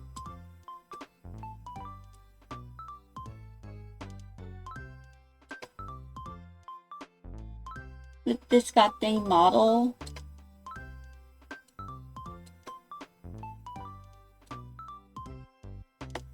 Hi, girly.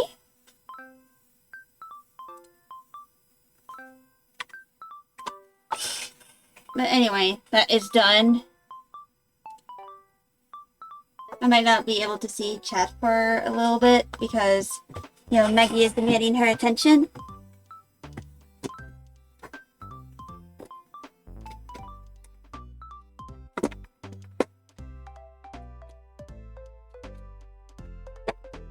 Alright, there we go. I had to turn off the thingy for my Stream Deck.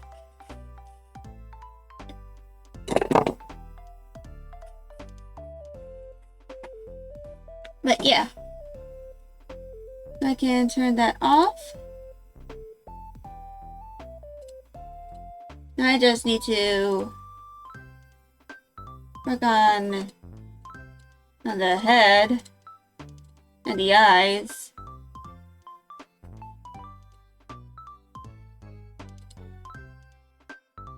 And turn off the bangs.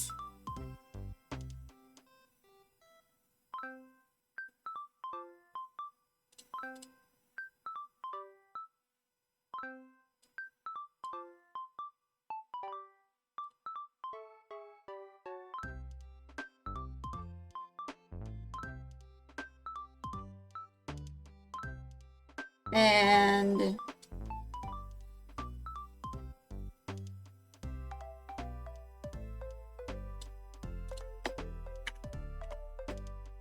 Now I just...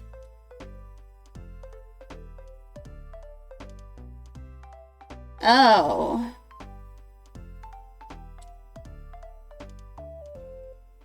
There's an issue with the eyeball.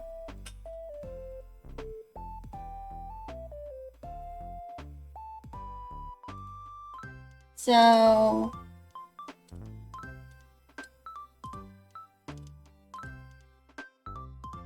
Hmm.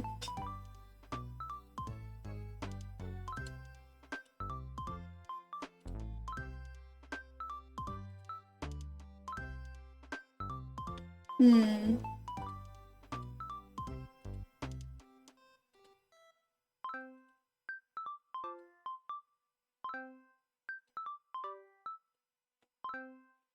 So...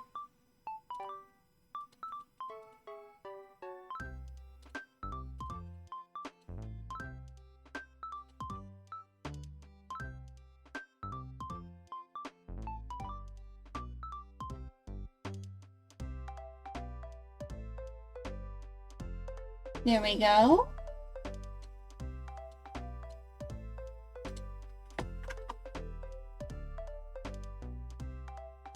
Still this issue. I think I need to clip this onto the sclera.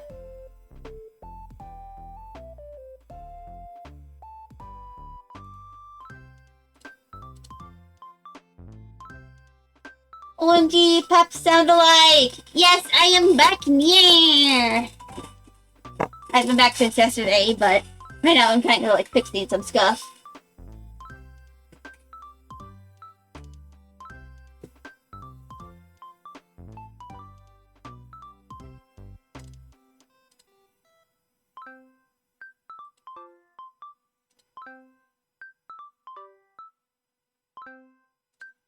Because, as it turns out, I forgot some stuff. There ended up being jank.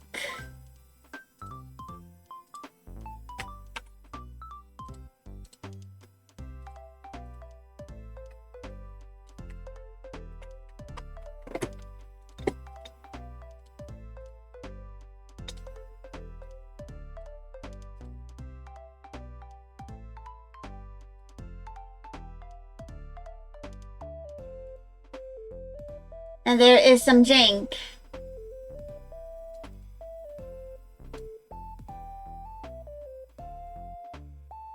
Like, right around here, the iris stops clipping.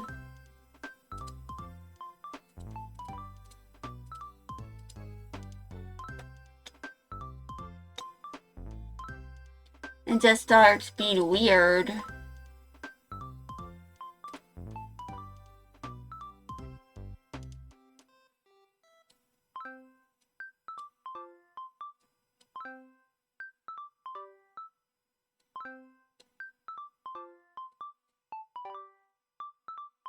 Which means I have stuff to fix.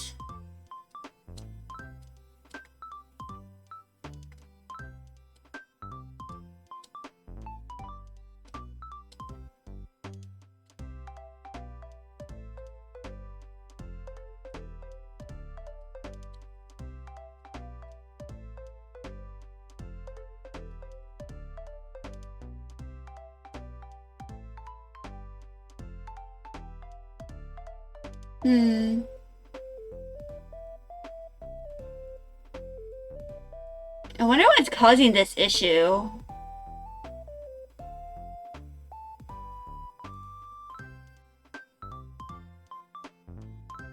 Because right around 0.7, it disappears. Maybe I need to add the sclera to the parameter?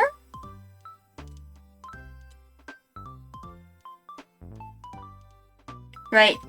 I forgot that's the new, like, thingy that I have for, like, my affiliate push.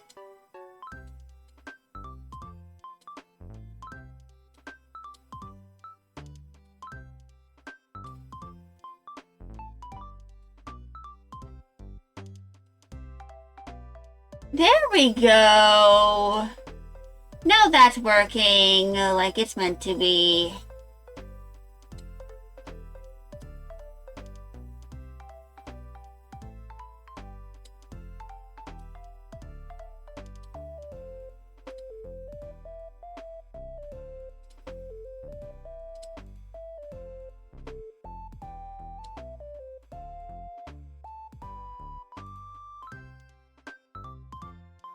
The Nightbot scared me a little bit.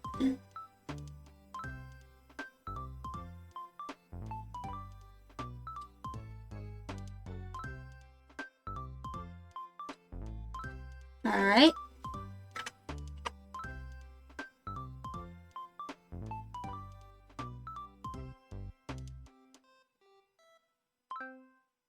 Now to this angle.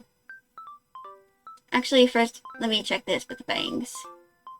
Itachi, hello! How are you? I am back indeed.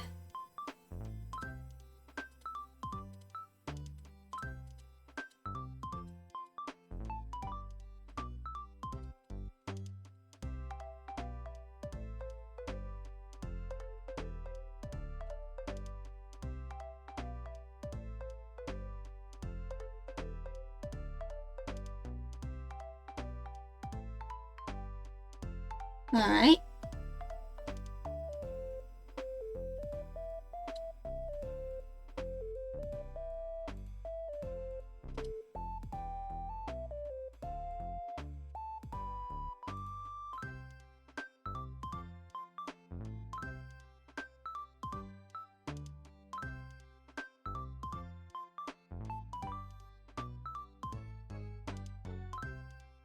So, I believe that works. Now I just gotta turn this around.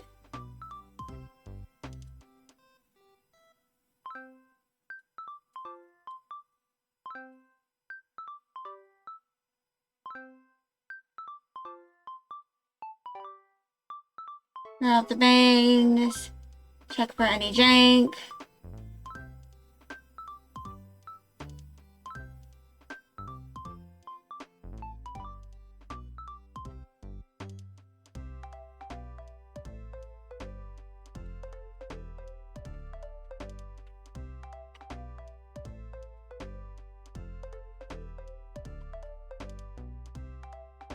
So that doesn't have any jank from what I can tell.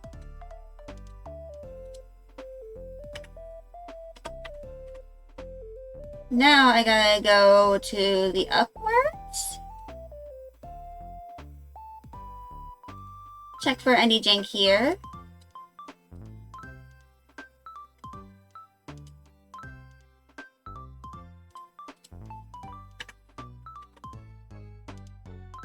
Then downward. And check for any jank.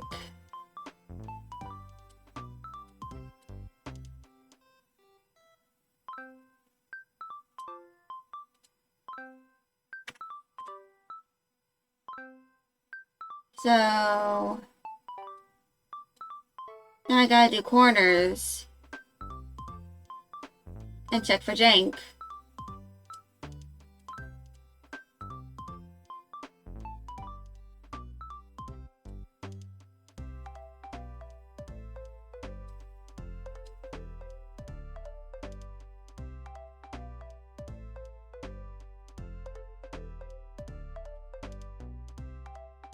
There is technically a little bit of jank over here.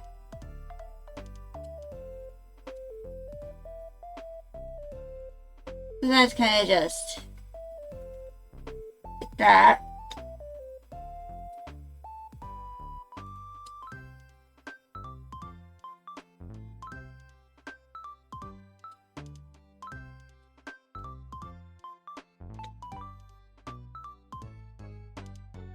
I might need to put this onto the face.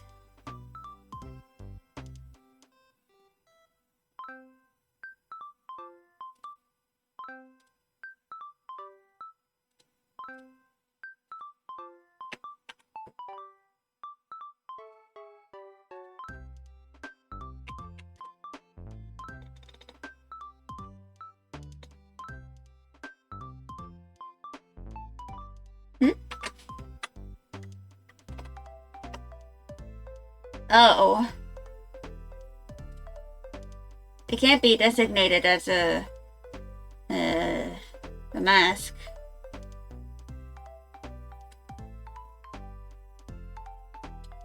Oh well.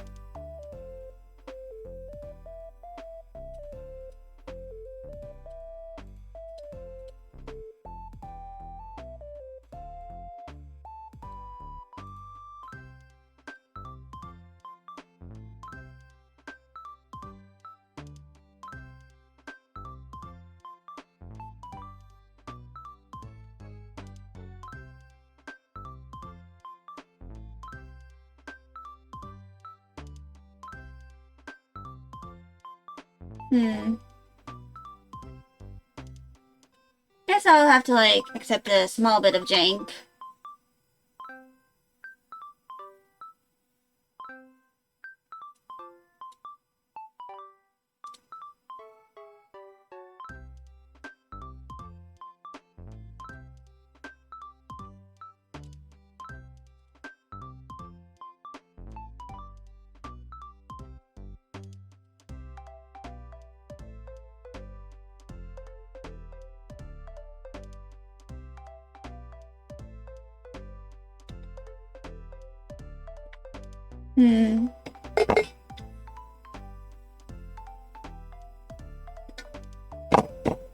So, I'm going to continue working on this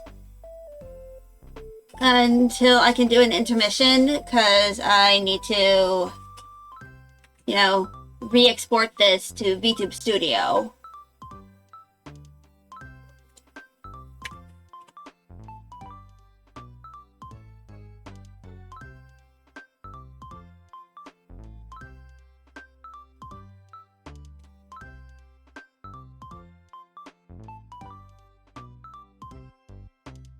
And, of course,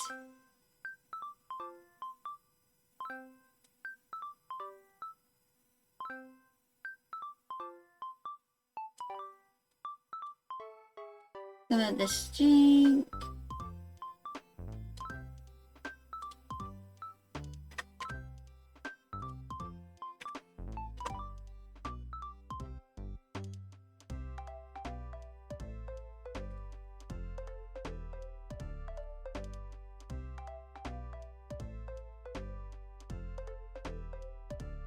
So... Oh! I see.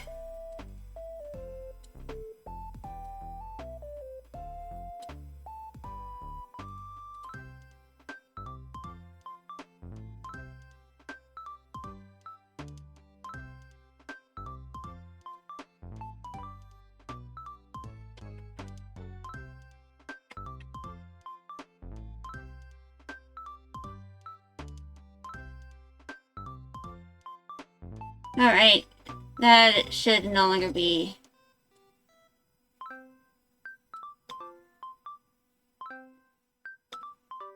as janky.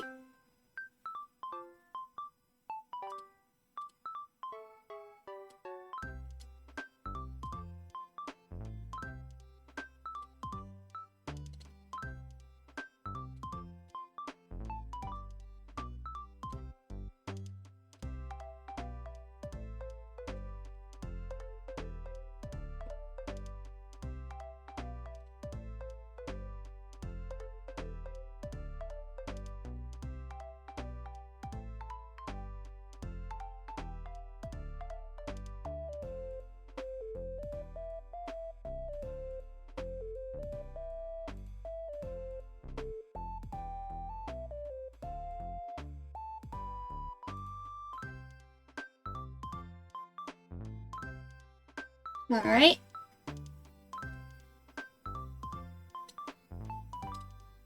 That's been fixed.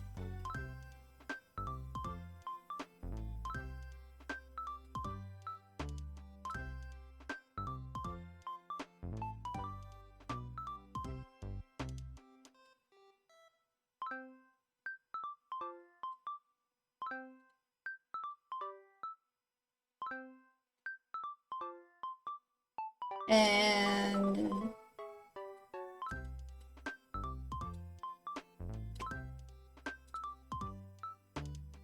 Mhm.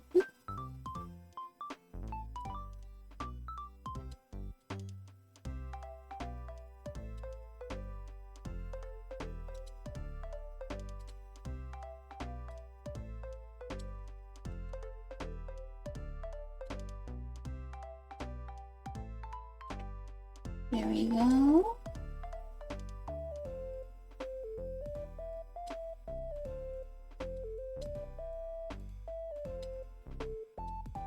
So right now I'm just trying to fix some of my 2.0 model janks. Because obviously I didn't realize that there would be some jank.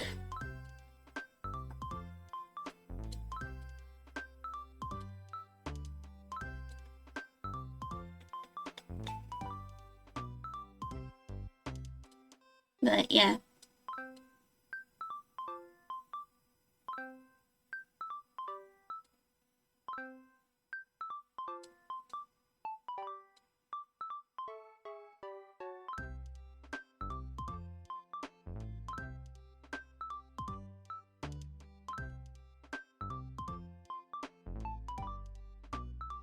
Oh. There we go.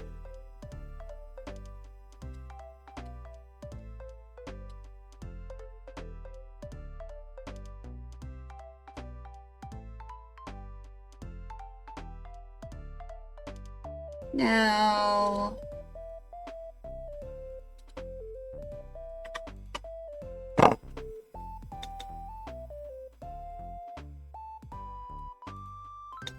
I know this is like incredibly boring, but it's stuff that I kind of need to do.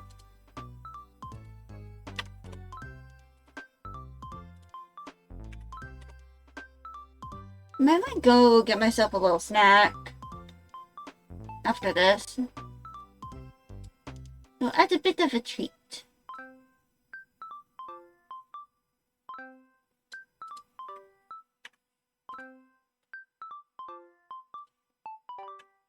And because I'm kind of hungry.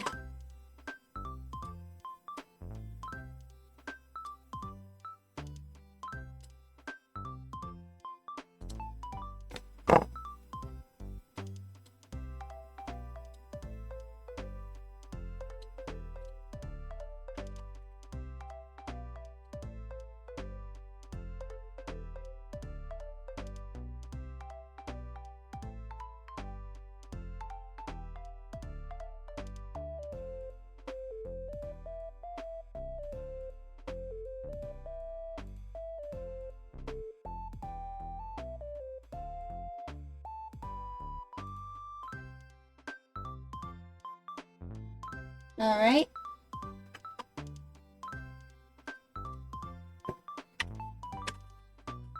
I appeared to have fixed a good chunk of the jank.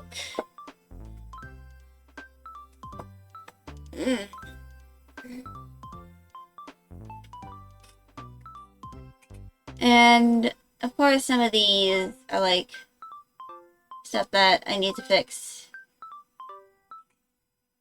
that involve like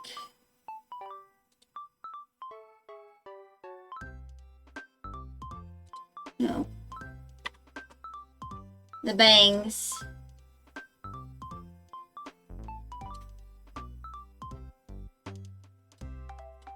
So I'm going to briefly check that, and then I'm going to do an intermission to get myself some food.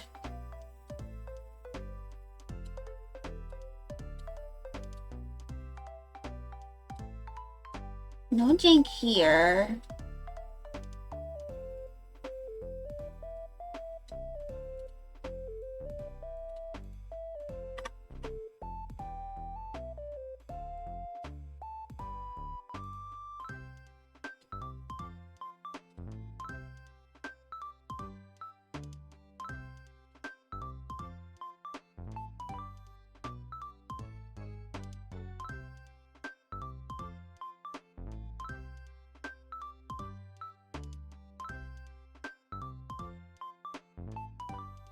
Hmm.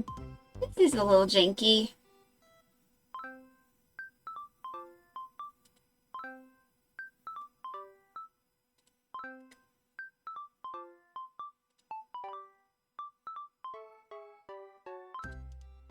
I'll add this to...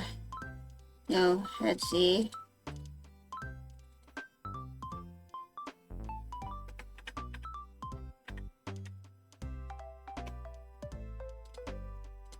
That and, you know, the clip shade.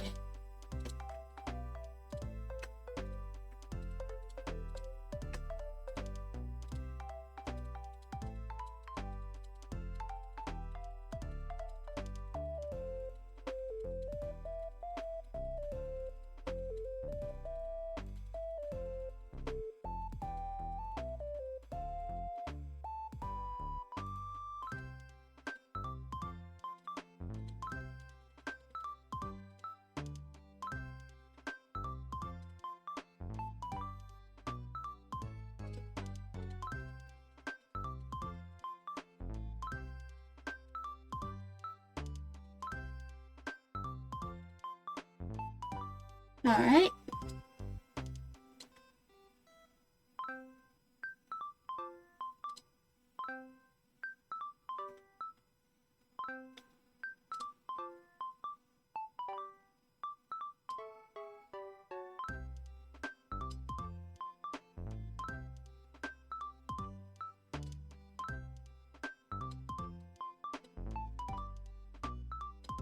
Hmm.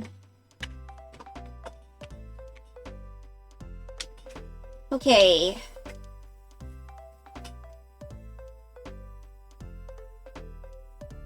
I'm going to just... I'm going to do my intermission and get myself something to eat. I'm going to re-export this model in the meantime. So I'll be back in a few minutes.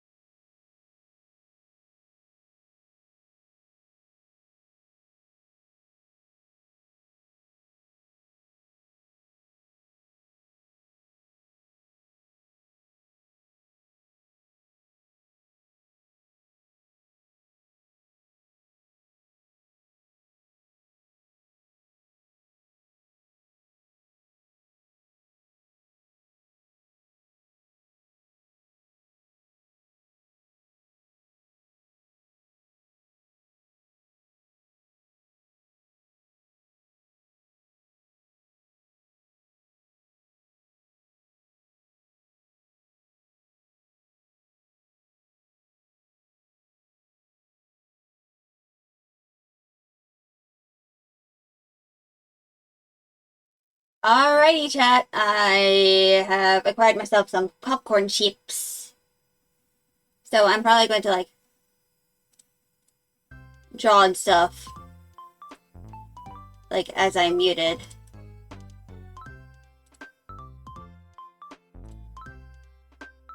So, muting myself in 3, 2, 1. Wait, no.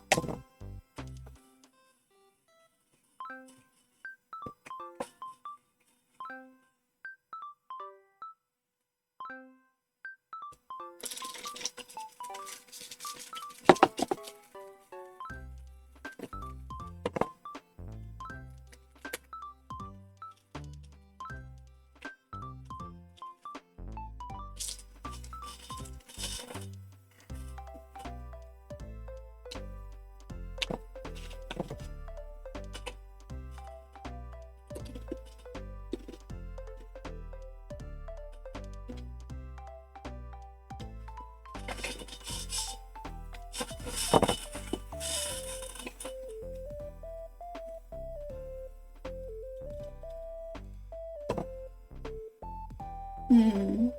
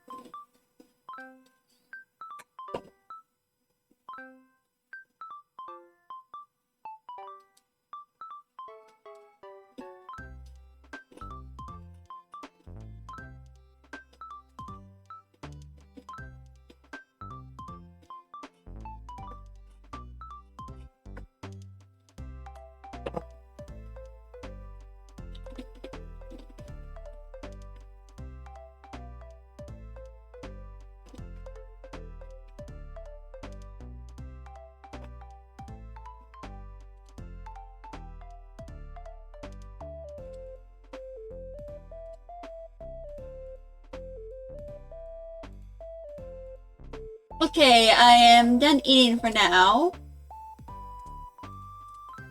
So, I hopefully fixed some of the jank with my model. I did make sure to close VTube Studio and open it back up. But this is going to be one of Fennel's outfits.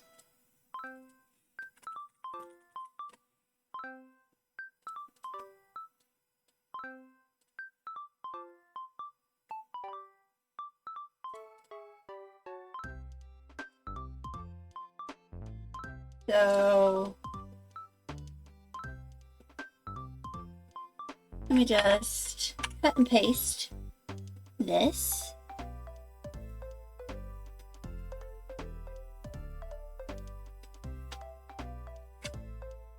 And the one thing I am going to like have it as a consistent thing in the outfit is this black color.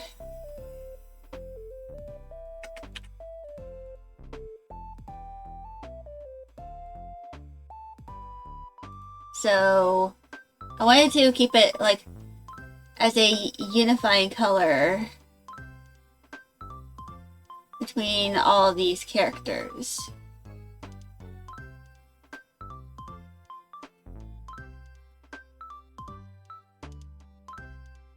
And this is partially because I want to challenge myself to learn how to do highlights and stuff in clothing.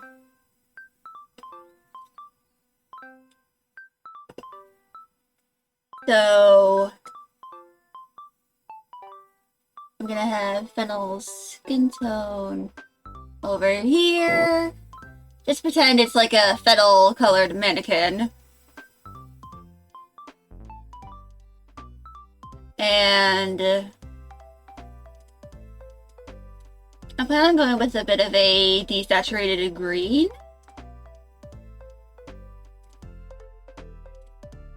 So I have the additional color set. So essentially, this is going to be a bit of a uniform for when they're like doing work. It has a bunch of pockets on the pants and stuff, so that they can, like, easily access some of what they need.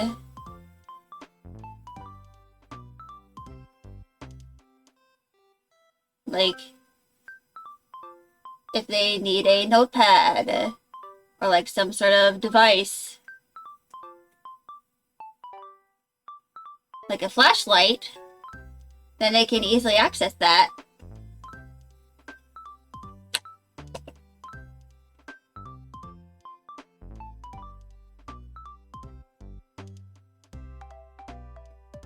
And essentially, one of the things I want to do for the character designs is that they're all going to have the same, you know, uniform.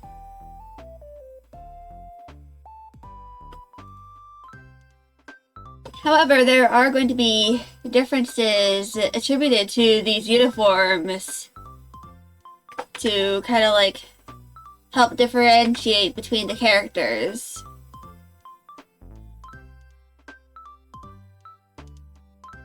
Like, for example, Patchouli, because she is one of the newer characters, like one of the newest employees in the agency, hers is very simple. There's not a lot of bells and whistles.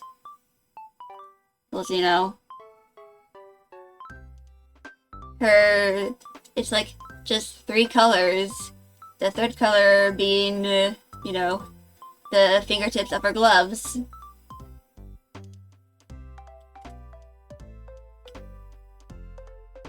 Fennel, on the other hand, he is more experienced in this agency than she is. And I plan on having that show in, like, some, like, little patches of, like, where there's been noticeable damage to the, you know, the uniform. Maybe some of these have like hand embroidery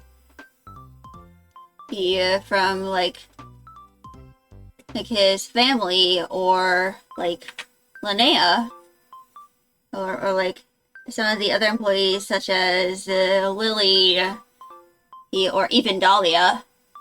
Actually, I feel like Dahlia would take up embroidery to help like fix up some of the, you know, uniforms of her co-workers. And she probably finds it relaxing.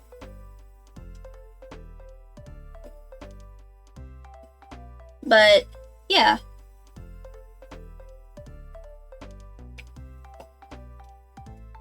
And in the case of Fennel, he might have some like more protective armor on him, like around his chest over here.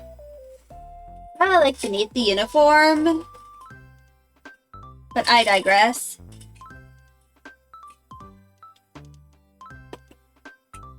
Essentially, I want to show a bit of personality with all of the like characters. Like, for example, if I kind of like with a bit of a yellow here, I can kind of like show off these patches a little more highlighted.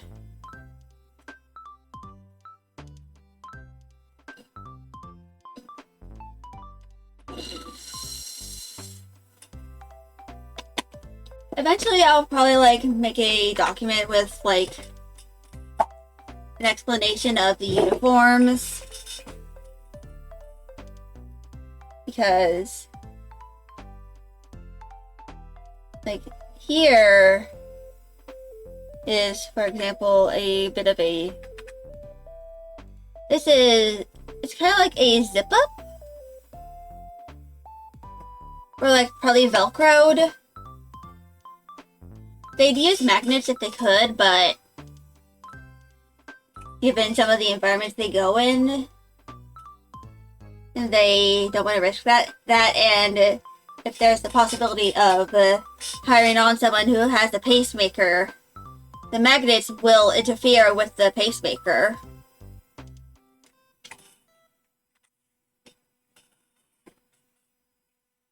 But yeah. Just gotta stretch. I do still have some of my popcorn chips.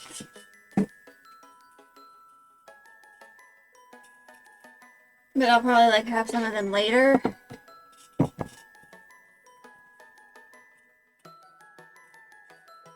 But I kind of like wanted to, you know, show some of the... I want to try and show some of the character in, you know, the outfits that they wear. Which, if we go to Fennel here, he, like, kind of looks like a nerd. Like, pretty chill.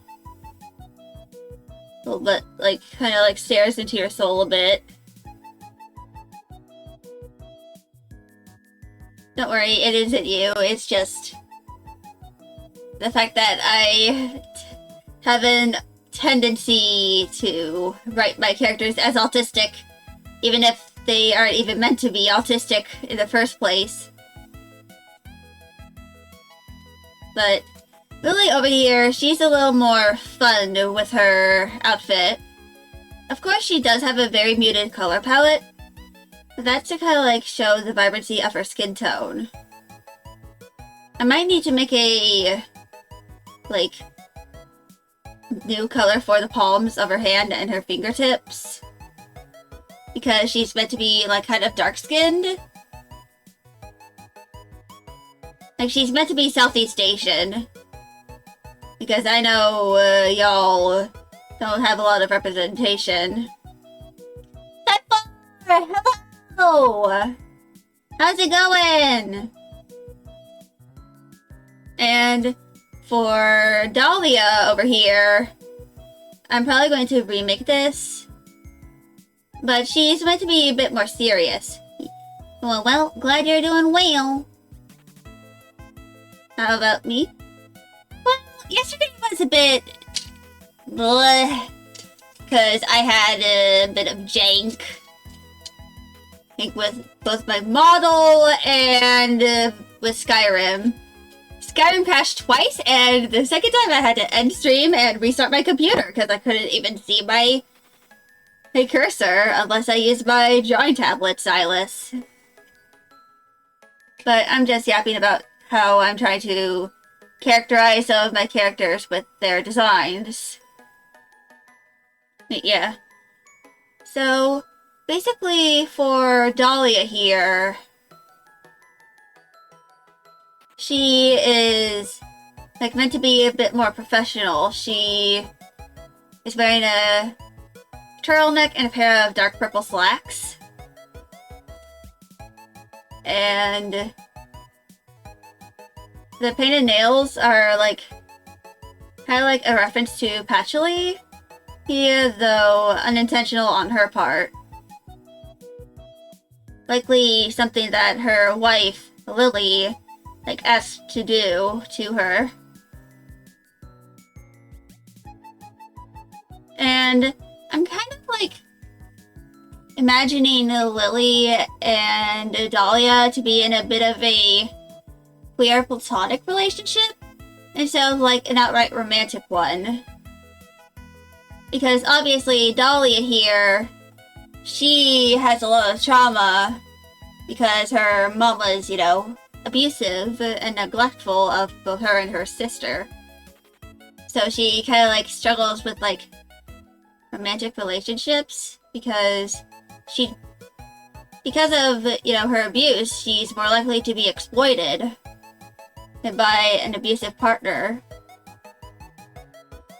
So Lily even though Lily might have romantic feelings for Dahlia, I don't know if I'll I'll make it so that she does. She knows that, you know, Dahlia doesn't really need romance right now. So instead of, you know, trying to pursue something romantic, she just is there for her. That, and she kind of like helped encourage Dahlia to go to therapy.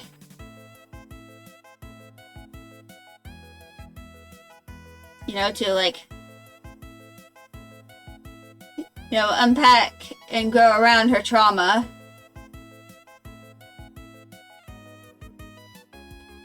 But yeah. And now I'm going to talk about Osmi. Osmi is a bit more fun-loving. She is kind of like, her outfits are kind of like loosely based off of the Douyin, aka like Chinese TikTok.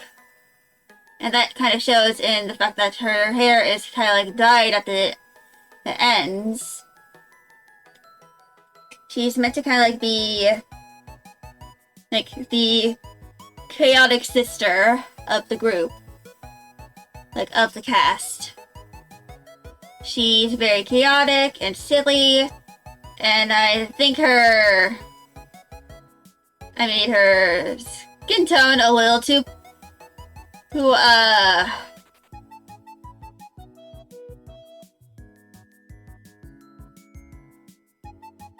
I think I made her skin tone a little too dark, too pale.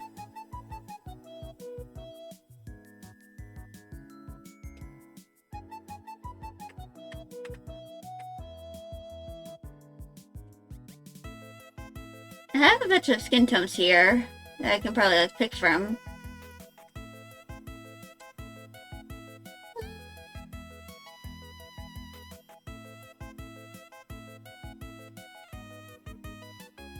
This looks a little pink.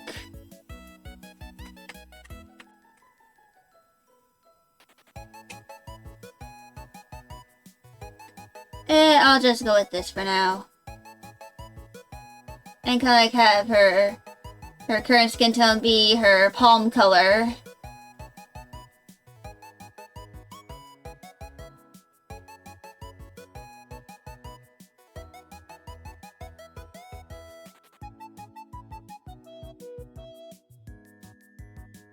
But yeah.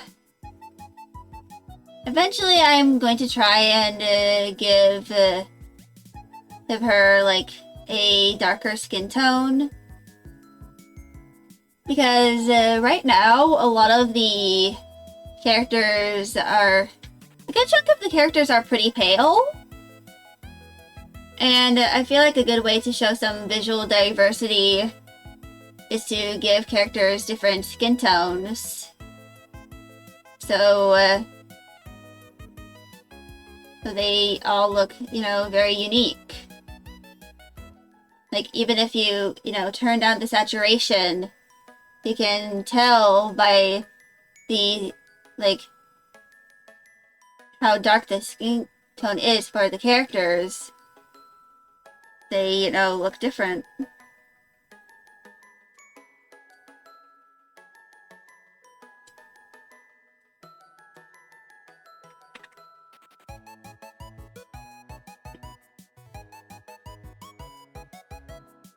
But yeah. That's kind of like a very small fix I wanted to do for her.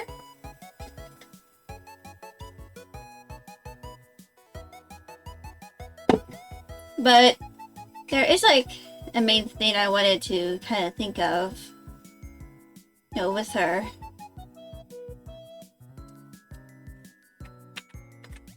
And that is, you know, of course, a lot of these characters' designs aren't, like, finalized, but for Patchouli, she looks very formal. Like very professional looking. And, like, regardless of... She doesn't really have a very casual outfit that is what we would consider casual. But she tends to dress very formally. Like, she dresses formally and modestly. The only real exception is the holy dress, but that is like because it's like meant to be very different. I'll have to redo this just to like modify probably the pose because it looks a little janky to me. And I want to show like the backs of them. But these are some of the thumbnails I'm doing for the, you know, book cover.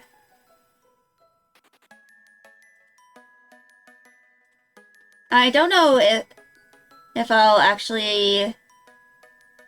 I don't know when I'm going to try and, you know, make the book cover. It's going to be a long time before I ever think of doing that.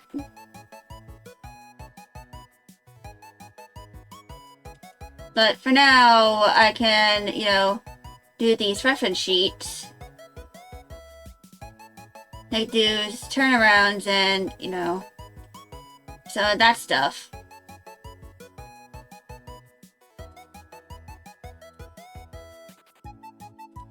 So...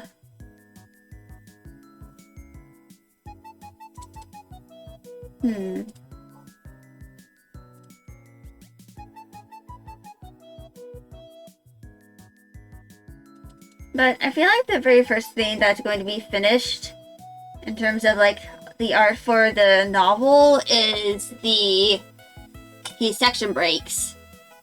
I finished this earlier. I didn't even, back when I didn't even realize that my Stream Deck wasn't properly working and still had y'all in the waiting room jail.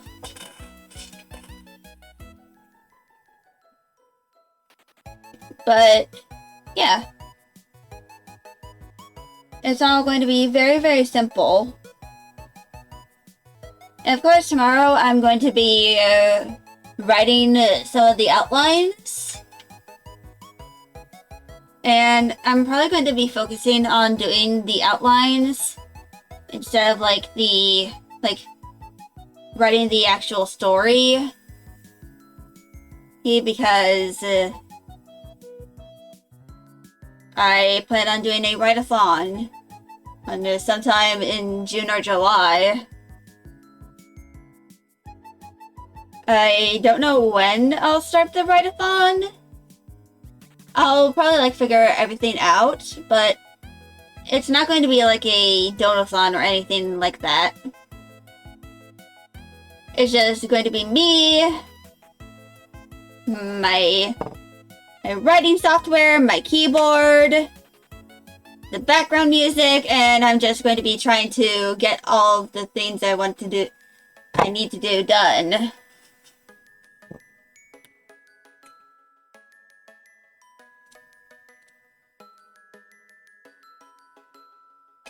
So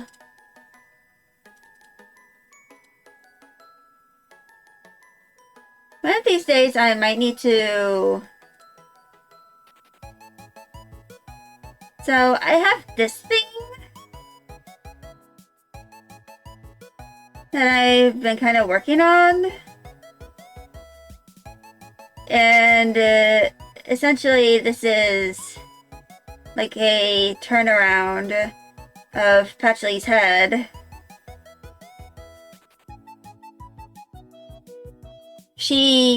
I might revise her face a little bit because right now she looks like a little too young looking. Like, she's technically 20 years old in the story, but she Her face just looks too young, and in my eyes.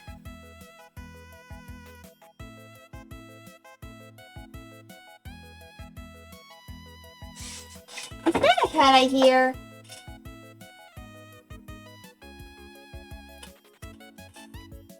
I thought I heard Magda, like, doing her little cries. But nope.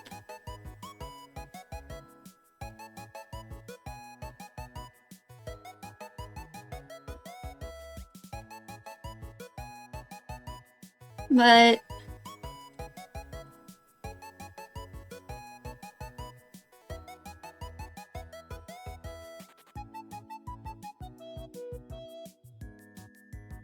I know this looks very, very silly, but it's literally just a thumbnail.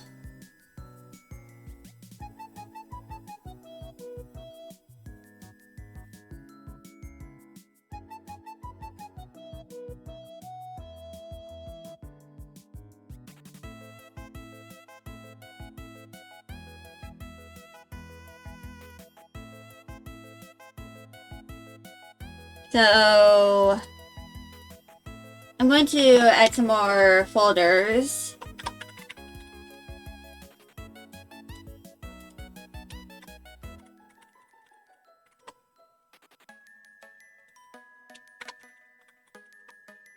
And then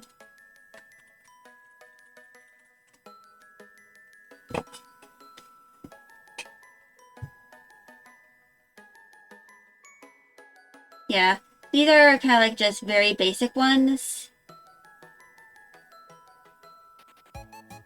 So Lily and Osby's are going to go down. There's room for Fennels.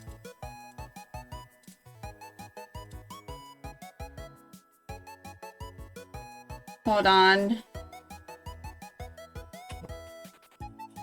I should probably check. Like,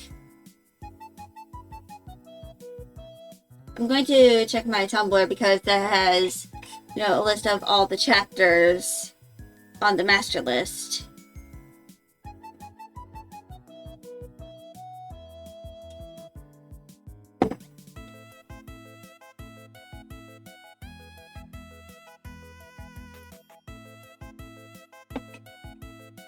And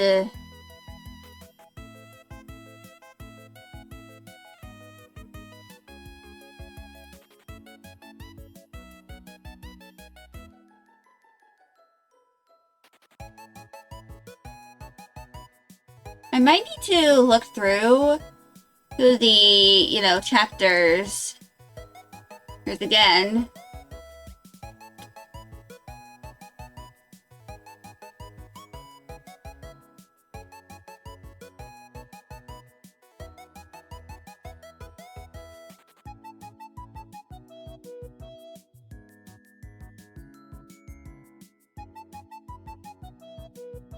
But I do know that there is, like, one scene where the little, like, internal mandibles Lizette Patchley kind of has accidentally come out.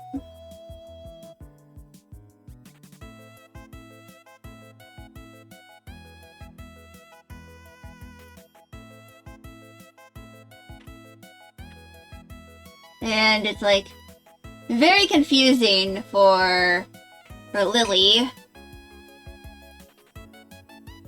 I'll probably have to check the, like, story a bit.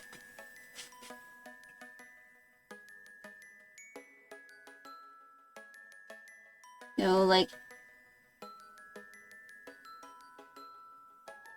because I know that in some of the places I, you know, have, like, you know, little guides for, you know, what I am doing.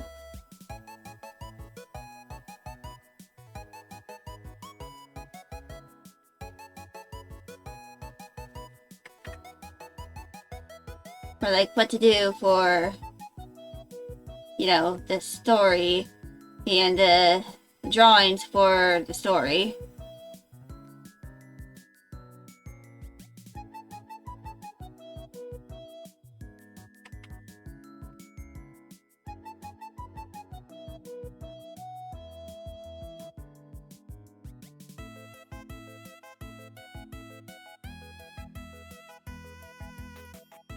And Lily is kind of like looking off screen. You know, at, you know, at her boss.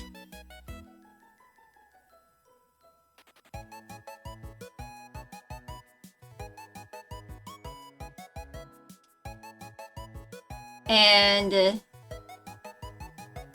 she is, what the hell went on with my gut thing being penned?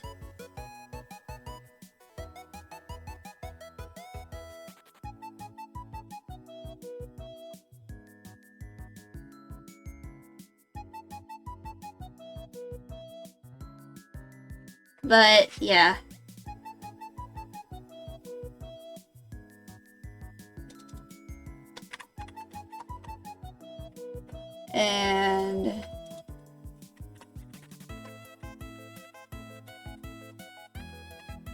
And the mysterious notes is the next one.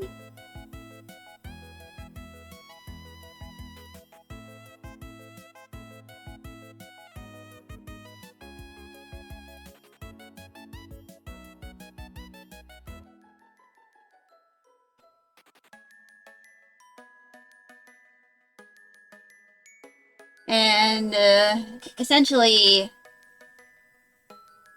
here, Fennel kind of like pouting.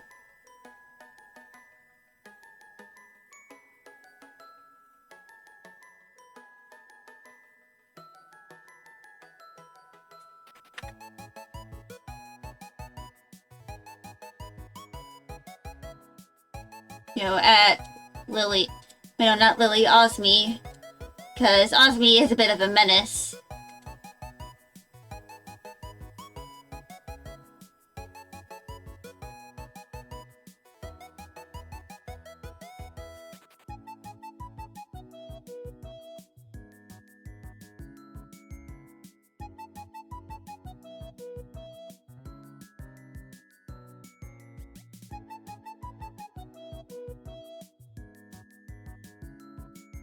True, true, indeed.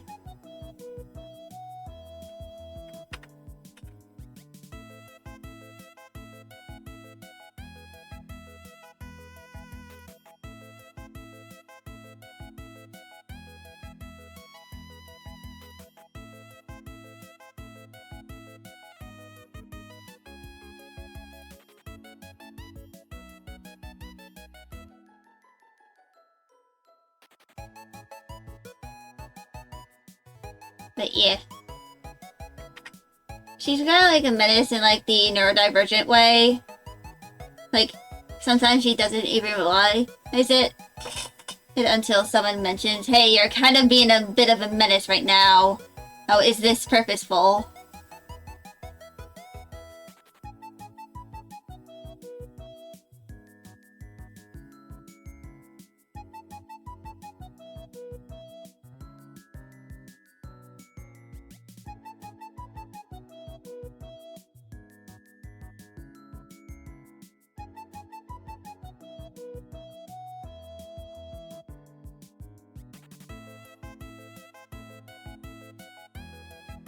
Yeah, she is a bit of a silly little menace. You know, kind of like a cat. She's mischievous.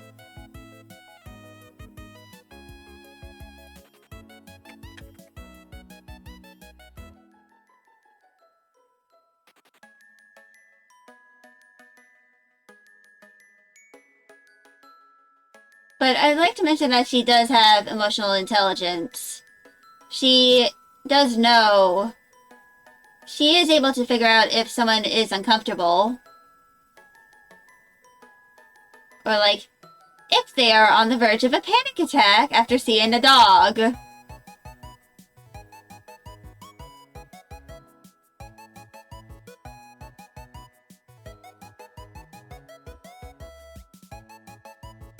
Like, she is able to know when someone is not having a great time. Her ability to kind of, like, figure out how to make sure her to, like, try and either stop that panic attack or make it, like, not as severe.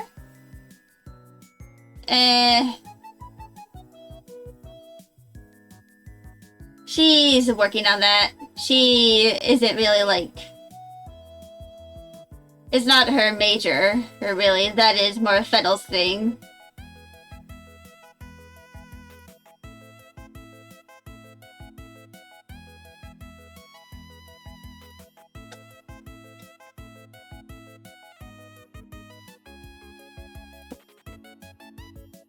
But essentially, if I were to kind of like describe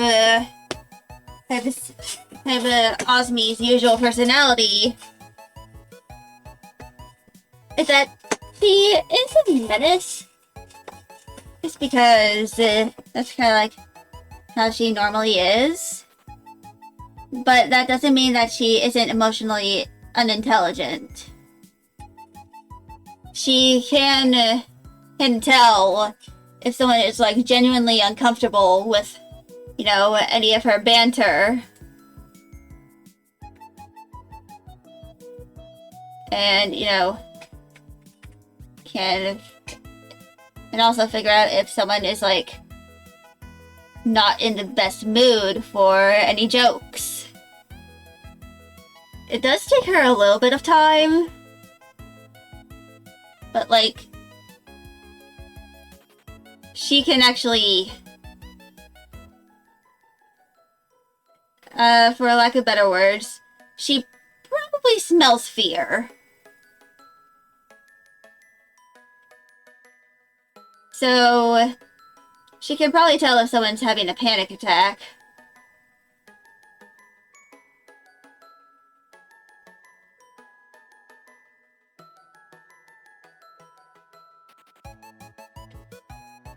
And, you know, try her best to get them somewhere where they can decompress.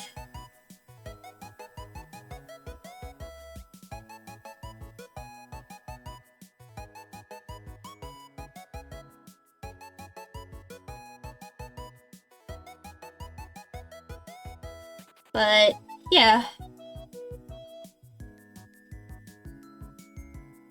I'm not sure how many of these little drawings I'm going to have per chapter. I know I'm at the very least going to have one of these per chapter. But maybe like one or two per chapter, which is going to involve a lot of drawing.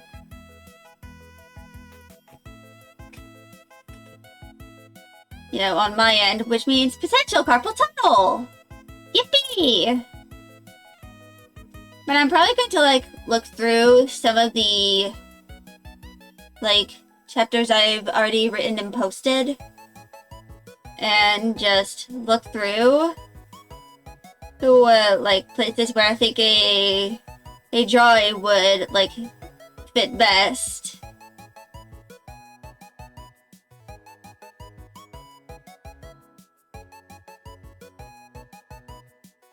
Like, as an example, like, if there's, like, a scene with, like, very strong emotions, I might, like, add a drawing to, like, help show those emotions, or to, like, foreshadow something, you know, of note. Like, here, this is a foreshadow to the character, the Knight in Blue Armor. She is actually a character that is introduced earlier on in Blood of the Coven. But I'm not going to spoil who she is right now, because I've probably mentioned her identity several times. It was like before I went on hiatus. But yeah. Eventually I'll make, like, some more thorough thumbnails or like this sort of stuff.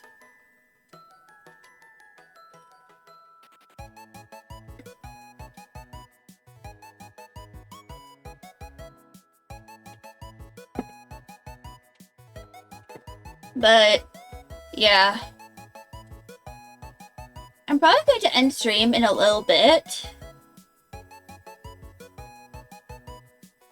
But yeah, I'm probably going to just yap a little bit about the story. You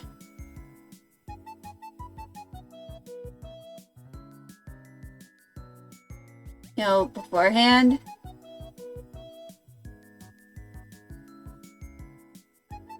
But essentially, so for these two, these are like this happens like a decade before the story takes place. It's when Patchouli arrives at the church and changes her name. And these two happen the decade after she arrives. Like, these two happen a few weeks between each other.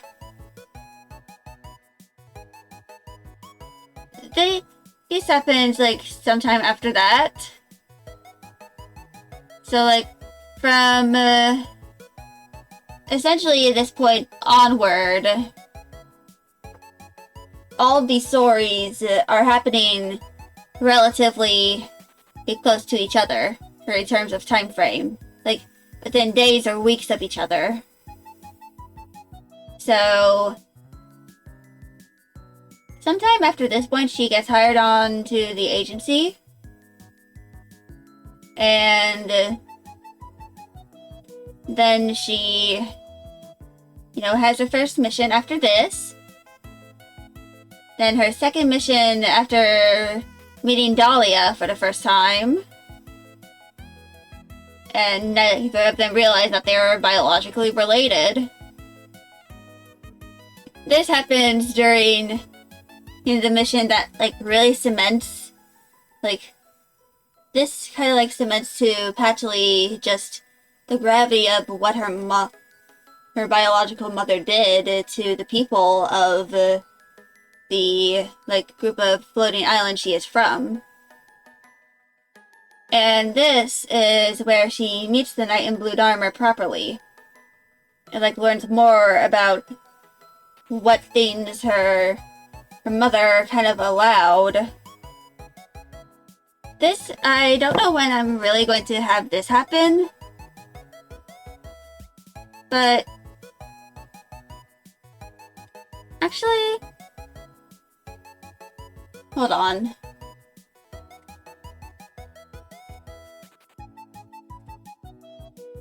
If I can even open up the thing.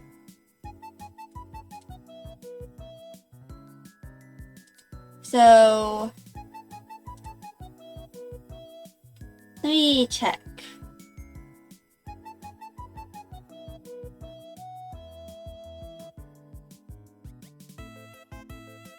LibreOffice, please load.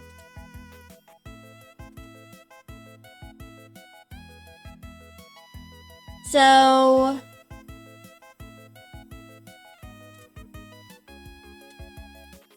I'm going to close this, but essentially this is kind of like what I'm doing. Like these two chapters, this chapter is like a, you know, like a tonal shift chapter.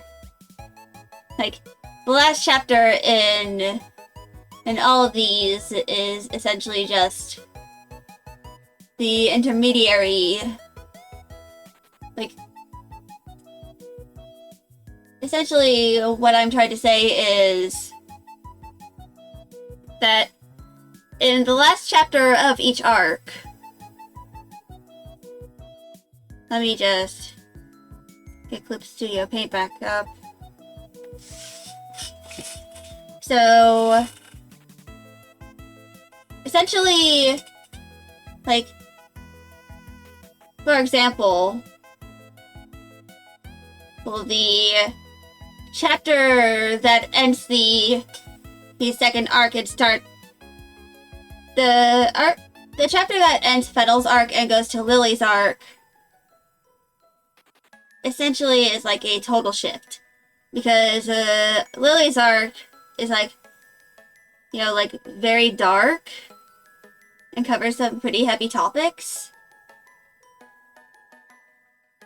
And then there's a total shift from that to Lily, you know, Osmi's chapter, which is a bit more somber in tone, because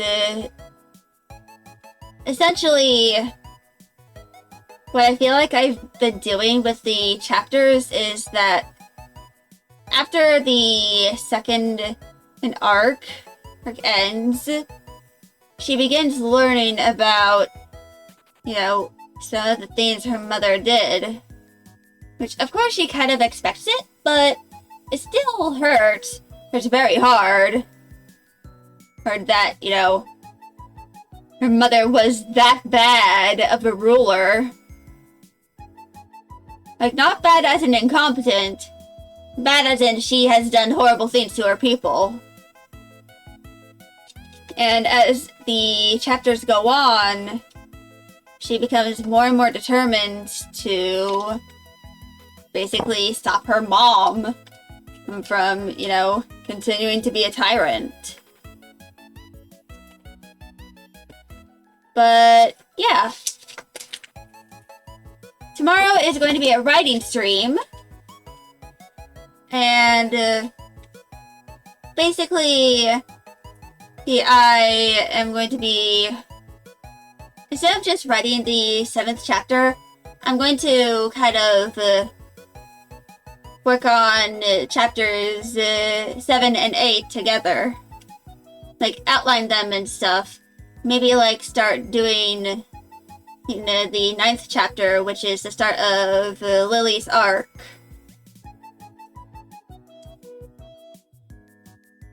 And basically, that is... So, I won't be able to stream on Thursday because I have to go up to my brother's university to, 1, watch him graduate, and 2, help him move all of his stuff back home. So, I'll have to leave pretty late on Wednesday night in order to, like, get up there, you know, in time. But hopefully I'll be here on Friday. I'll probably announce in the Discord if I can't make it. But yeah, that is going to be it from me. And I'll be seeing y'all tomorrow. Bye, y'all. God fucking damn it, my stream deck's not working. Bye, y'all!